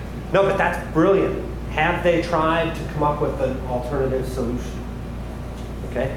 Now, if they give you information and it starts to ring close to your solution, is that somebody you want to talk to again? Is that somebody you want to go out on the second date with? Shake your head, yes. Yes. Okay. You might have to share intellectual property. You might have to do stuff like that. But remember, your goal is to sell something. The reason you're sitting in these chairs is not to make something. It's to sell what you make. Otherwise, you don't have a job. Am I correct on that? Yes? We agree to this fundamental rule? Okay. So what you want to do is engage them in a dialogue where you learn enough about it. This is what starts here and served in the available market. Okay? You'll hear people call it the SAM. They'll call this the TAM and this the SAM. All right. Target market. These are the restaurants you can walk to in 5 minutes. Okay? You actually have to have follow-up conversations with people to get to the target market. Here's when you know you have the target market. Everybody was asking, how do I know I have the target market? When you could draw a picture of the person you would sell to and put the words next to it. It's a male or a female, 2 children, they like to do this, they like to do that. When you can put that much definition, it's called have you heard the word persona before? Or an archetype? Yes? No? Yes. Yep. So you can make a person in your mind real enough. The goal is to write this one down. The goal is always to be able to walk in their shoes. Not yours, you're already good at that. You gotta walk in their shoes. You wanna be able to say to yourself, would I buy this? When you're inside that persona, like a good actor or actress, you wanna say, would I buy this? And if the answer is yes, you're probably in your target market. Does this make sense? Okay, so Clint's out of the room. When he comes back, make sure to say, wow, that teacher was way better than you. All right. So market size. What you're trying to get to is the size of the market, the amount you can grab. This one I didn't talk about is the growth rate. What does the growth rate of a market mean to you? Whether it's expanded or contracted. Yeah, whether the market is growing, it's the rate at which you acquire new customers. I want you to write this down. The growth rate of the market is the rate at which you acquire new customers. What do you think the toughest customers to acquire are? Nah, I didn't mean like types. The first ones. I want you to write this one down. The first 3 customers are the hardest.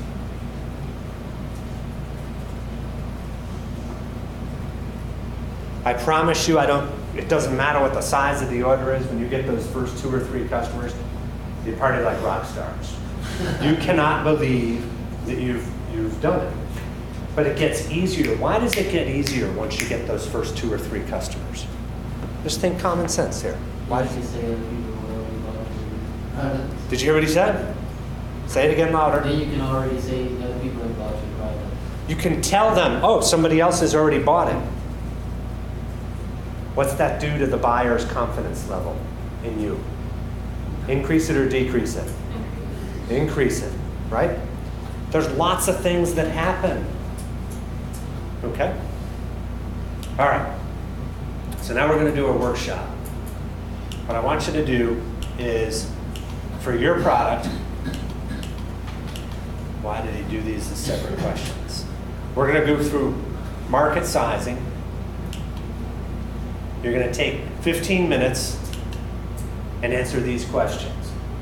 Do it at the target market. So what tool did I say you could use? Dr. Google, right? All right, get to it. Should be lots of talking, lots of interaction. Total available market. Yes, I want total available. I'm sorry. I said target, total available. Yeah.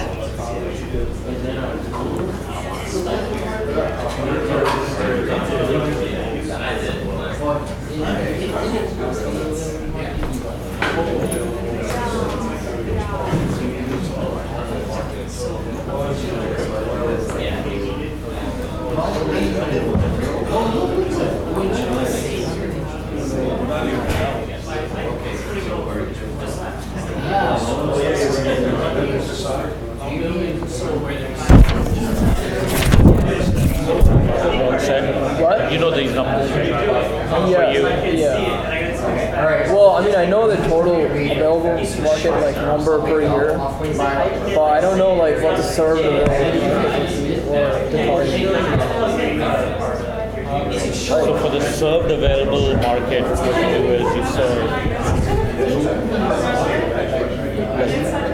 you know, the people at OHSU. So because of a show, so how many patients come over there, or how many people does a show know? So that becomes a served of kind of. Because I don't have that number, but I guess I'll ask. So that's what you're asking. Yeah. But a rough number, how many patients does a show have? Okay. Yeah, so that's how you do it. Okay. And then for your target market, you go with just a show's customer. Okay.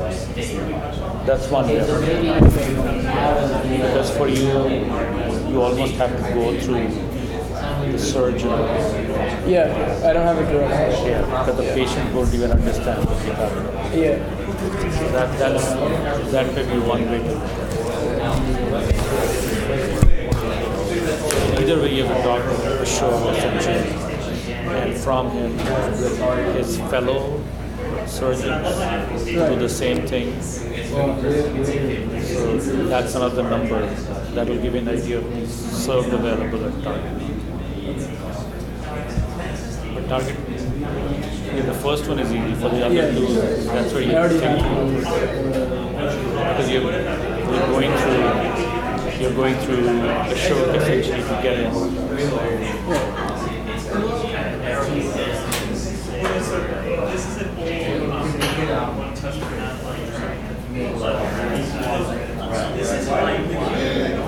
Research is awful.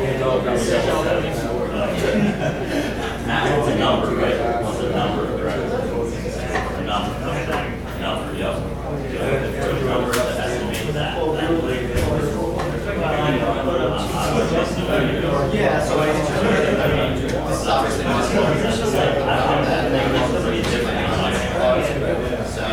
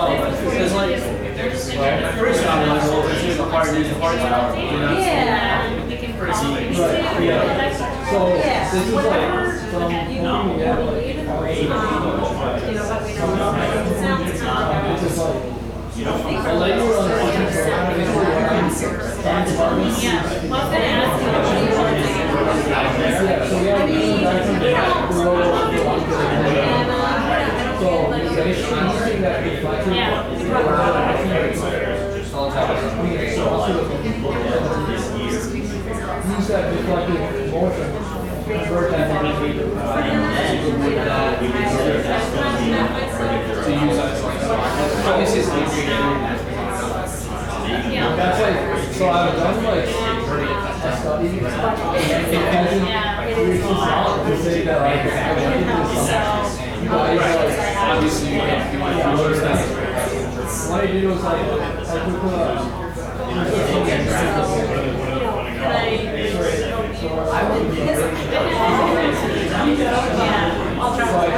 I just put that video yeah, so now like so yeah, and I did like video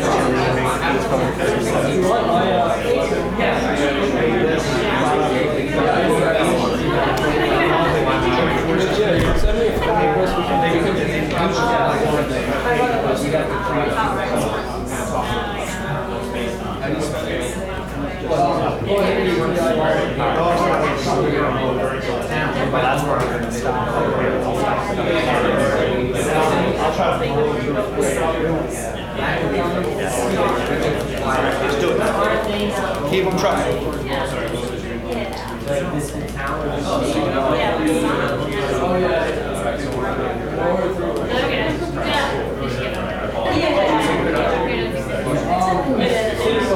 Okay, guys. All right. So, is it easy or difficult to search for things online? Easy. Well, it can be difficult as well. The tougher part, in particular for engineers like myself, is to get out and actually talk to people, right? Because we know how to think through a problem and come up with solutions. But it's different. You're trying to understand somebody else's problem. What's the skill you need to understand somebody else's problem? Empathy. That's good. That's exactly the skill, empathy. What's the essential component of empathy that you need? I hear it. Listening. You got to listen. If you're speaking more than you are listening, you probably blew it. Just like a bad date. It's over. Move on to the next interview. Okay? It takes, I've been doing this for years, it takes about 70 interviews before you start to settle on, I might be onto something. All right? But the idea is you listen more than you speak. Really, really hard for us. Because we're the brightest people in the room that know how to solve that problem. All right. So here's the other key ingredient. It has to be face-to-face. Having a blind date over the telephone does not work. Okay? But if you're face-to-face, what do you also learn when you're face-to-face?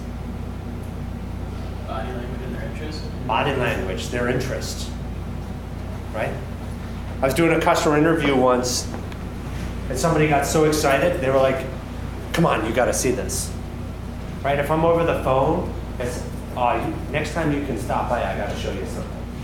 Instead, it was like, come with me. It was a medical device, and they took me back to the pre-op area to show me what a big problem it was. What was the only thing I was doing that they were so excited about, that they wanted to continue the dialogue with me?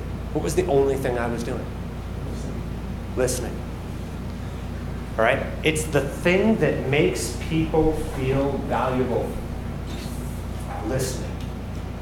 But to you, you are gaining all the value because you're learning. Do you follow the logic here? It's the hardest skill in the world. This is why we want you to practice it tomorrow. I promise you, you're going to be talking to somebody, and don't do it alone. If this is like scuba diving, you should never do it alone, right? So you want to take somebody with you so somebody can go, you're selling, stop. Okay, this one's over. They can give you the high sign. Let's go. I'm in this. All right? Don't do it alone. People aren't always comfortable if they know they're being interviewed. So it has to be like a conversation.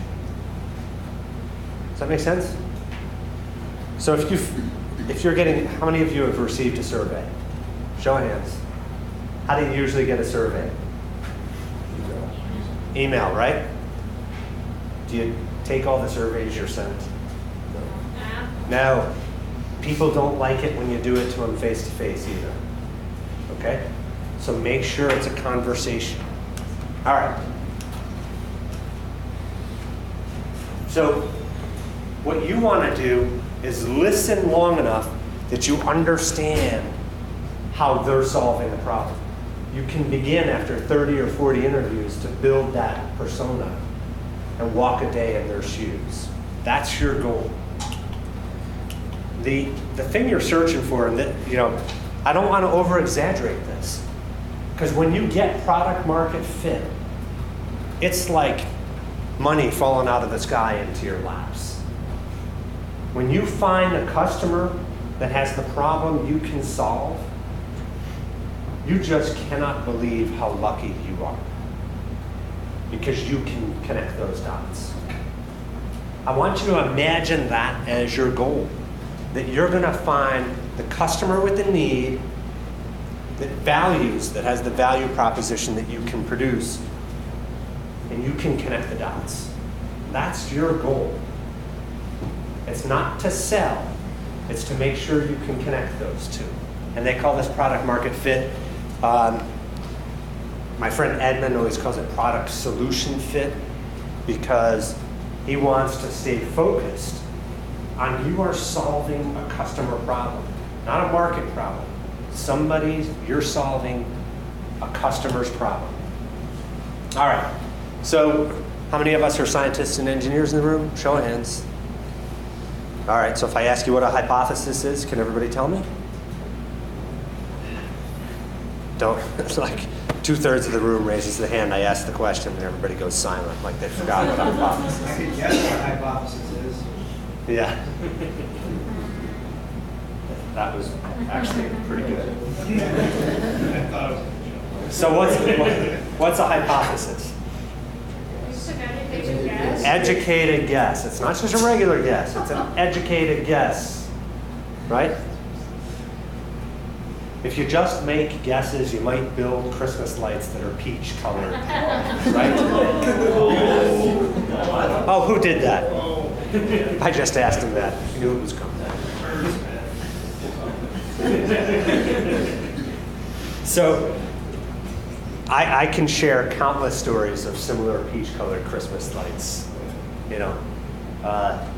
Built a fuel cell for a car that weighed over 2,000 pounds. Right? That's way worse than peach colored Christmas. Yeah. So, what you want to do is have a hypothesis. What's the essential element of a hypothesis? It has to be what? Testable. It has to be testable. Okay? So if you tell me the target market for your customer segment, for your product, is hospitals, is that testable? Can you pick up the phone and call the hospital and ask them? Probably not. So think with me. You're making a medical device. Where's that customer inside the hospital? Where could they be? Could it be the surgeon? Could it be the pre-op crew? Could it be the cleaning crew? Could it be the OR crew? Could it be the head nurse? Could it be the head of purchasing? Do you follow the logic here? Write this down. Every customer has to be an identifiable person. You can't test it if they're not a person. Every customer has to be an identifiable person. All right. So This is my favorite slide. I spent all night working on this. I didn't. All right, so the idea is if you do really like quick and dirty market research just to get boxes checked, how do you think that affects the probability of a successful test of your hypothesis? It would decrease it, right? If you rush that and you do a haphazard job, it's like rushing through a lab test without setting everything up, without cleaning all the equipment. Right? So don't rush this. Take your time talking to people. Take your time actually listening to people. All right. Confirmation bias. What's confirmation bias? Have you heard of this before? Yes. When you ask them if they like something. Yes. Did you hear that? They said they liked it. We gotta build this. And you run out of the room, like spend the next 14 weeks building something that nobody wants. Right? So confirmation bias is if you have a preconceived notion of what you want to hear, that's all you're going to hear. So you have to almost convince yourself that this is going to fail, and somebody's got to prove it right to you. Do you follow the logic? So I want you to write this down next. Make the customer interviews prove something is correct or incorrect. Not you.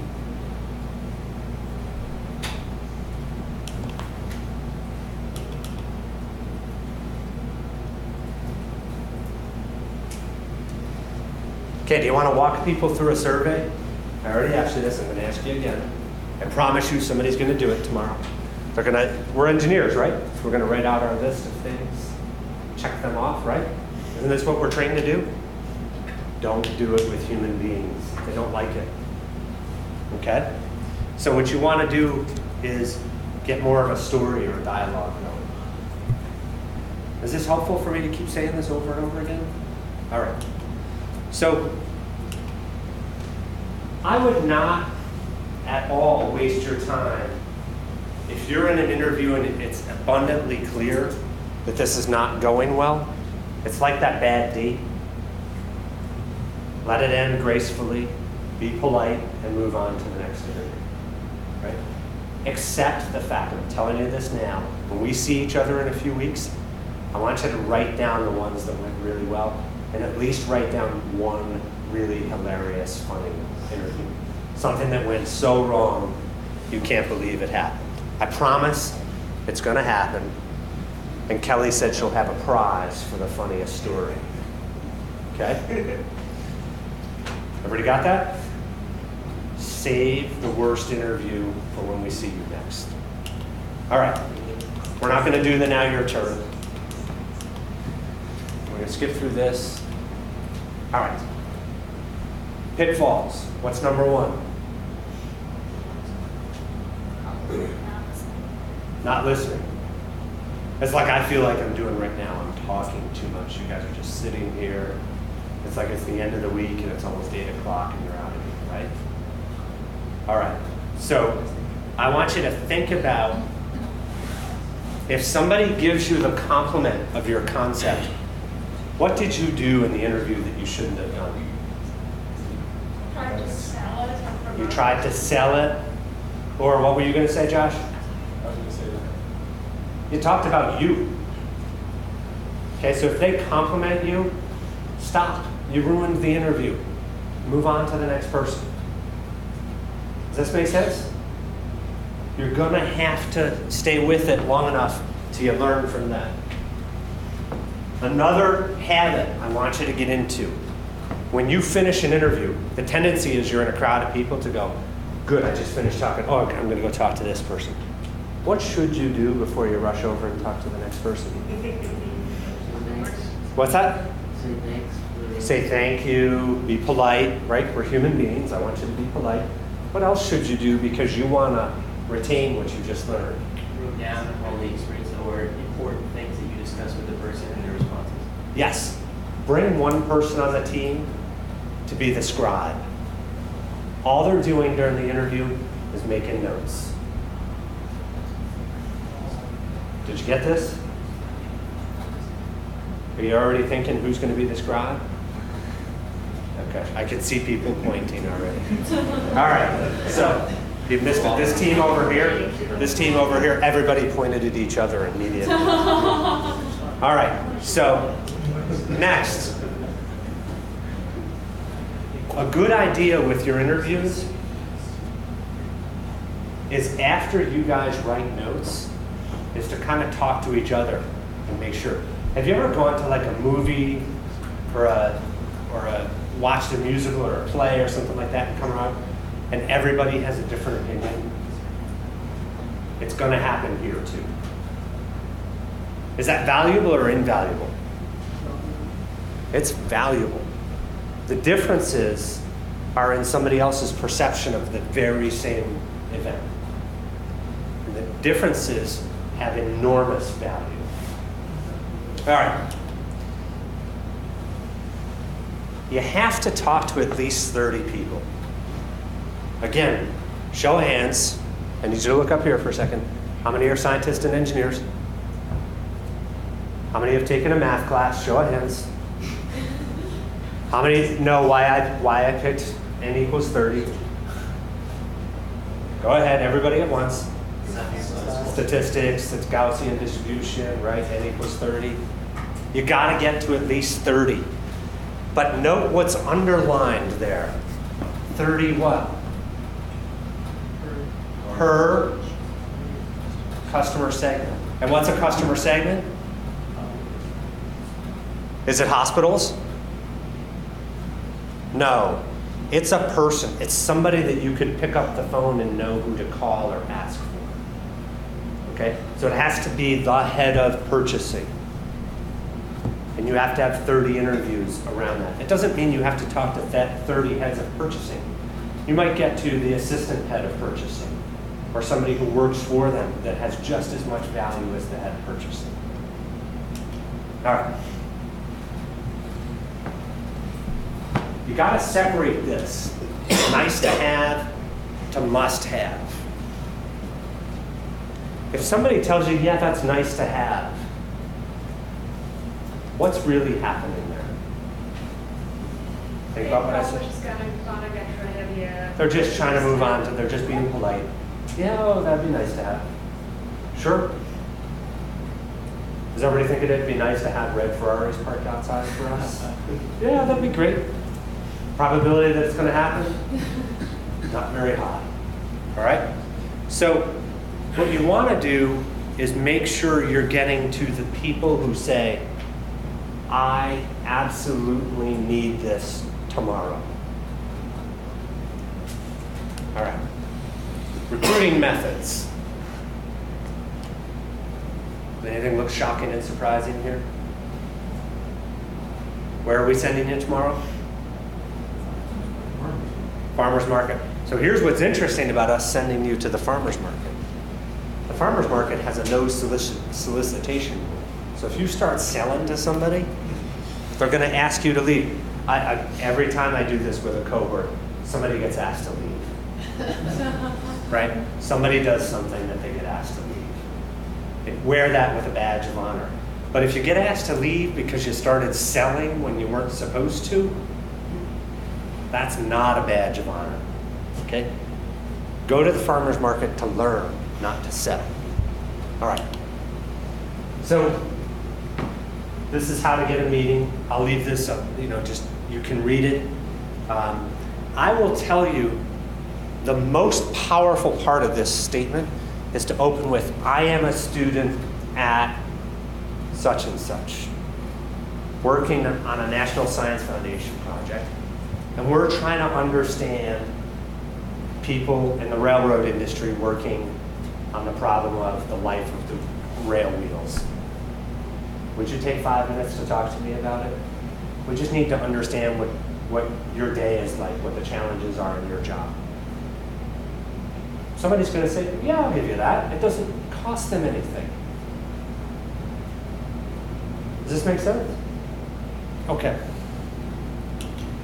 If you have to, tell them. I'm not selling anything. Come right out and say it. Which means you're selling something. Yeah. The salesman in the back. So, all right. Don't pitch and don't ruin your chances for the second date. Got it? All right. So, what about IP? Are you ever talking about you? I want you to write this down in capital letters. I will never talk about me. Write it down. Everybody's got to write it down. Capital letters. I will never talk about me.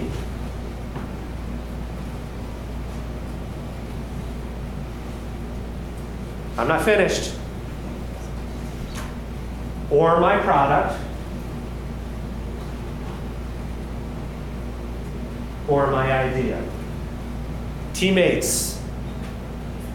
You can't do what Batman did to Robin there and slap him in the face, but you do have to cut off somebody. Got it? You have to be there for them. All right. Some of these are hysterical. So when you get these slides, some of these are really good. GIF is, he works in the New York City node that I teach in. This book, you can read it in a few hours. It's fantastic. It's written for engineers and scientists about talking to humans. It's like Clint wrote it. So it's funny, it's not dry like mine. Okay? All right. It's free. It is. Yes. Everybody hear that part from Kelly? What'd she say? It's free online. Say thank you, Kelly. Thank you, God. All right. So.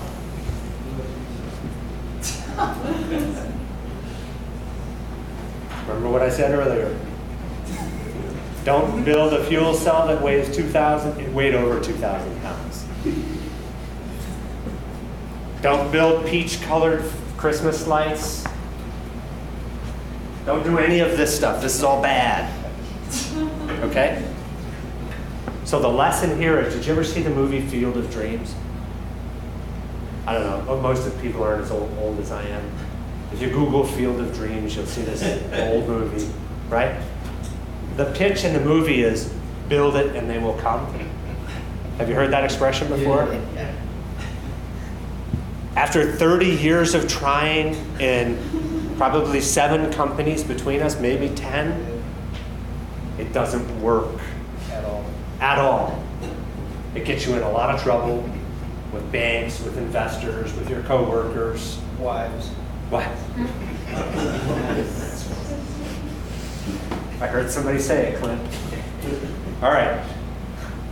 So I want to finish with the canvas. Right? Think about this as marketing. This is operations. This is finance. It's what turns into your business plan once you have what? When does this turn into a business plan? Once you have sales. Yeah, product market fit. When you have product market fit, what did I tell you is going to happen? Money falls in your lap. That's when you need a business plan. Because now you actually got to deliver. All right? You ready for the better presenter? Thanks, buddy. Got it. Right, let's give it up. I think this yin and yang combo thing works, man. I don't know about you guys. I'm not going to do customer discovery. I'm just going to tell my customers what they should discover. But I think this works great, Max. We had two different styles and all. So, but I am here to rush through things. So we don't have much time. I'm going to do this stuff quick. It's going to look like a movie. I'm going so fast through these slides. All right. So here's your business model canvas, and you have this thing. Oh man, this thing is valuable to my customer. I'm going to sell this thing to this customer. Wow, I love this thing. Please have my money in return. This is what it's all about. You're selling it to them this way. Here's my money. Look at that thing. I love the thing. Give me that thing. It solves my need. That's what it's all about. So you're going to go through this. And one of the other things you'll do when you're trying to make this thing is you're going to do product development. So This is a road to products. This is sort of a map that we have used for years. It's a stage gate process. You come up with the initial idea. You go through a process of scoping, building the business case, developing the product, see if you could test it, validate it, scale it, do the manufacturing, and then finally get to product launch, and then finally get to some sales. Any product, any service that you guys have, you have to go through a process like this. One of the rookie mistakes is to go from discovery and then be like, okay, I got to go through this whole thing, and then I'm going to launch. And that's when you launch pink Christmas lights or 2,000-pound fuel cells. It's like, why? So, because you think like this, man, I have this great idea for a thing. I know people want to buy this thing. I already know they want to buy this. Who wouldn't want to buy a fuel cell? These pink Christmas lights, I'm going to bring some in. They're freaking awesome. Who wouldn't want them? Nobody wanted them. So, Clint's classic comment corner. One of those secrets to making a $1 million startup, start with $2 million. And then start making things right away. Start prototyping. So, all along this trail, this stage gate process to develop products, you got your discovery phase, and then when you first start getting into scoping it out, as soon as you discover what your idea is, talk to customers. Don't be afraid. Don't worry about my IP. I can't talk. No, you have to talk to customers. Otherwise, you're going to take some steps that will make no sense at the end. Every single step of the way, you're talking and you're listening to customers. And voila, look at that. After you launch a product, what does every company have? Customer service. You always have to listen to customers, man, right? Not just at the end. You got to do that shit all the way through. So I plotted it as a scientist. I plotted fun versus not fun. And this is the much celebrated plot called the Valley of Suck.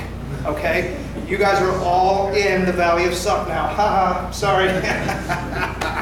So it was fun when we first started, but now you're beyond fun. And you slipped into this abyss of suckiness where you are going to go through scoping, building business cases, development, testing, blah, blah, blah. Finally getting to the point where you launch. And when you launch and when your cash registers are ringing, that's when it becomes fun again. So there's 2 times in our lives with us that are cursed with this entrepreneurial DNA, only 2 times in life that are fun. The invention and the cash registers ringing. Everything else sucks. It's really hard to start a company. But imagine you cross this valley of suck, only to imagine nobody wants what you just produced. And you see yet another valley of suck laying ahead of you because there's just nothing there. What you want is the mountains of prosperity. You want to get up to the mountains of prosperity after going through the valley of suck. And the only way you get to the mountain of prosperity is by talking to customers every step of the way. And Bob Ross, that's where Bob Ross lives now. He's not dead, he lives in the mountains of prosperity. Every step you're going to talk and listen to customers. Real life examples, let's go. Okay, so one day, in my last company, we invented this material called quantum dots. We were using quantum dots for LEDs. So an LED used to come in any color you wanted, as long as it was red, amber, green, and blue. That was it. They made a real crappy looking white, but that was a blue one with a phosphor, so you were being tricked. It wasn't really a white LED. So there's really 4 colors of LEDs. We developed this quantum dot technology where we can make any color you want. Imagine a persimmon colored LED, a lime green, a lemon yellow, a peach LED. Imagine what you could do with these things. So we went through the scoping studies. Let me back up. So this is the discovery, woohoo, and then getting into the scoping and starting to go through this business development stuff. You get to the point where you got to look at the IP landscape. Oh my God, I studied this for months and months and months and learned about every patent that was out there. You're in the Valley of Suck, ladies and gentlemen, and we're talking to customers. We're filling out the business model canvas. I'll go through this quickly. Anyway, what happened was, look at this. Oh, look at those colors. All those different colors. Any color of the rainbow that you want, right? So we developed a color technology that wasn't patented by anybody. There was a big company in Japan called Nichia, and it was suing everybody that made a white LED. We can make a great white LED. We can make any color tone of white that you wanted. Candlelight, Schenectady sunrise, any kind of color of white we could do. So, and we could sell it for a ton of money because nobody else could do it but us. So what happened also was we found out through customer discovery, oh, customers want these LEDs to last several thousand hours. Oh, well, the Schenectady sunrise turns into sort of red over time.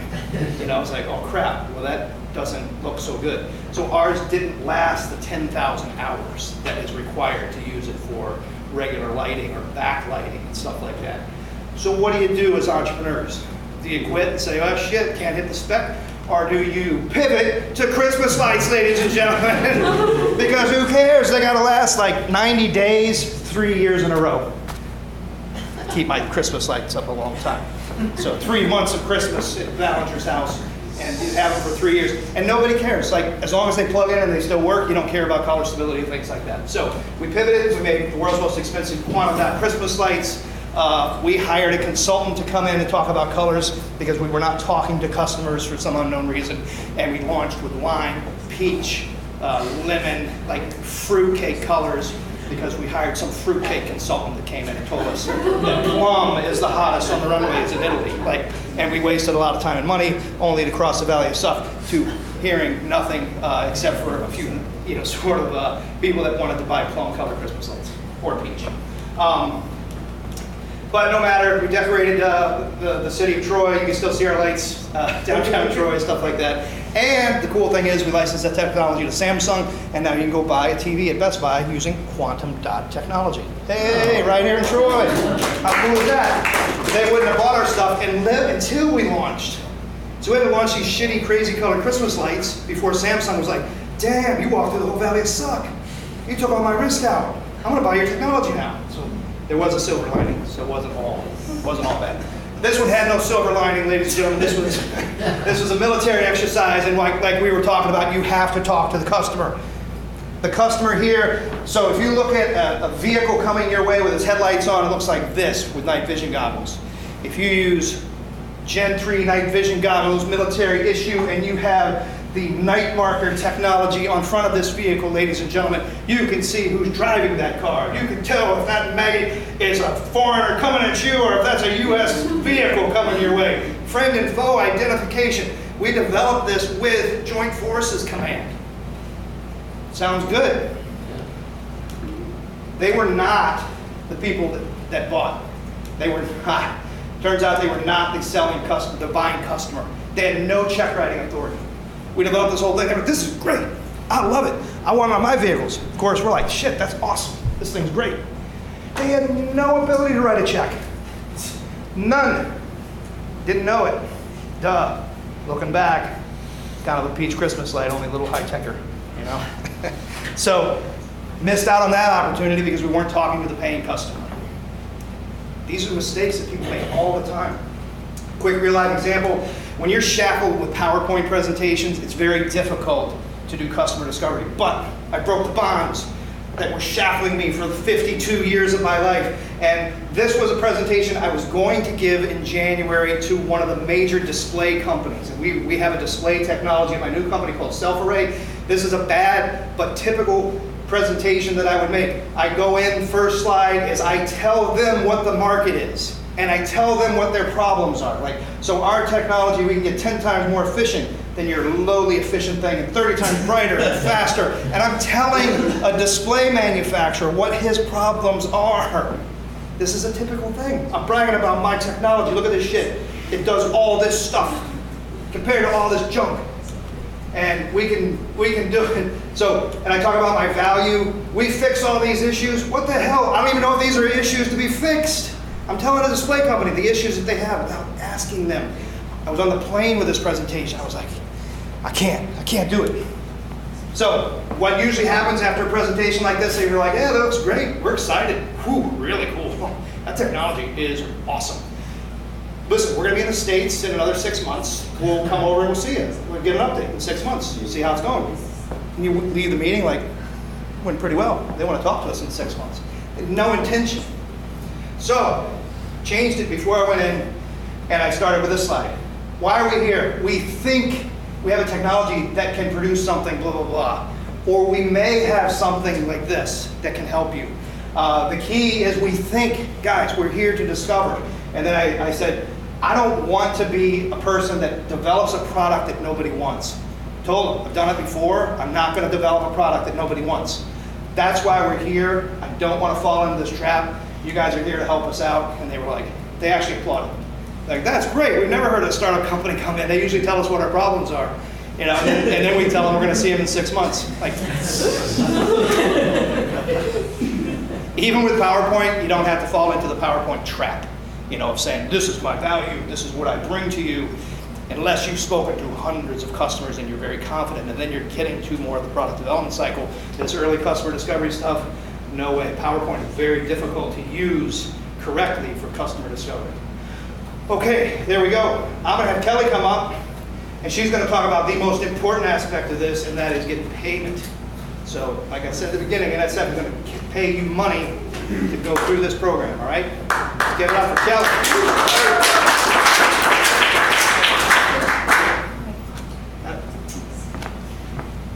So, can you do customer discovery with no money? Yes. Is it nice to have a little pocket change, especially as students or postdocs or grad students? Yes, it is. So, what are these funds? They're not scholarships. It's not a prize, so you don't have to worry about these things affecting your financial aid. And they're not for any one particular team member on your team. It's for the team to do customer discovery and advance, okay? Because they are based on reimbursements, and we do understand that some of you are students and you don't have cash to outlay up front.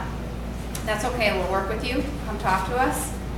For those of you who do have a credit card, can make cover expenses up front, great. We'll get reimbursements to you as quickly as we can.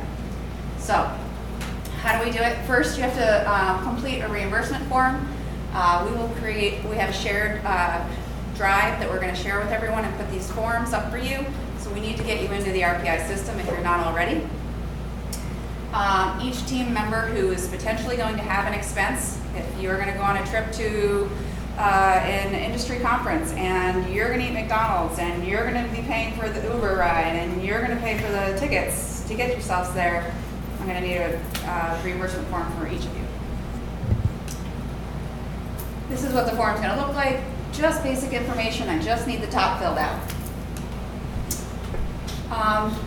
Complete that and then submit your draft. When is your draft due? For your budget? Yes. 27. Okay. So it is the first phone call. Great. So we're going to want to know, what do you need money for to get out and talk to customers? We want to make sure that you're talking and listening more than you are building and developing. So keep that in mind. We do have money for you to be able to do prototyping, getting minimal MVPs prepared, but the majority of the funds that you're asking for, make sure that those are for actual customer discovery. When you get that budget to us, we're going to review it and we'll get it back to you, and we understand, and you need to understand it's a living document. Things are going to change, conferences get canceled, things come up, you have different direction, you're going to pivot because you did 15 interviews and you heard that this isn't the direction I need to go, so I need to cancel those plans and let's pivot and go a different way. Okay, so it's a living document. It's going to be something like this. Real basic information. Let us know what you're going to do, what it's going to cost, and basically an expense category. Is it a material you're purchasing? Is it travel you're doing? Is it a contractor you're paying?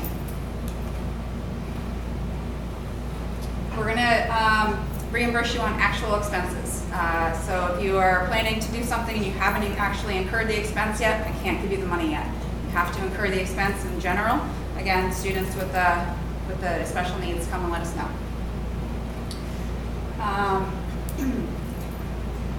Save your documentation. Those of you at RPI and have tried to get reimbursements before understand it's really important to keep documentations. Receipts are very important when you pay for something. So, what can you get reimbursed for?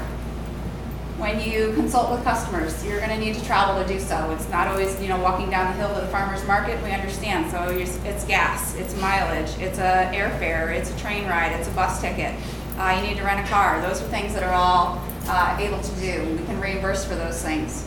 Like I said, modest amounts of equipment, material, prototyping expenses, we will entertain those on your budgets that you submit. If you want to take a training, something about entrepreneurship or something within your tech industry that you think can help you move forward and advance this customer discovery, that training, we'll reimburse you for it. What's not allowed? Can you go back to the last slide? What? Did I have a typo?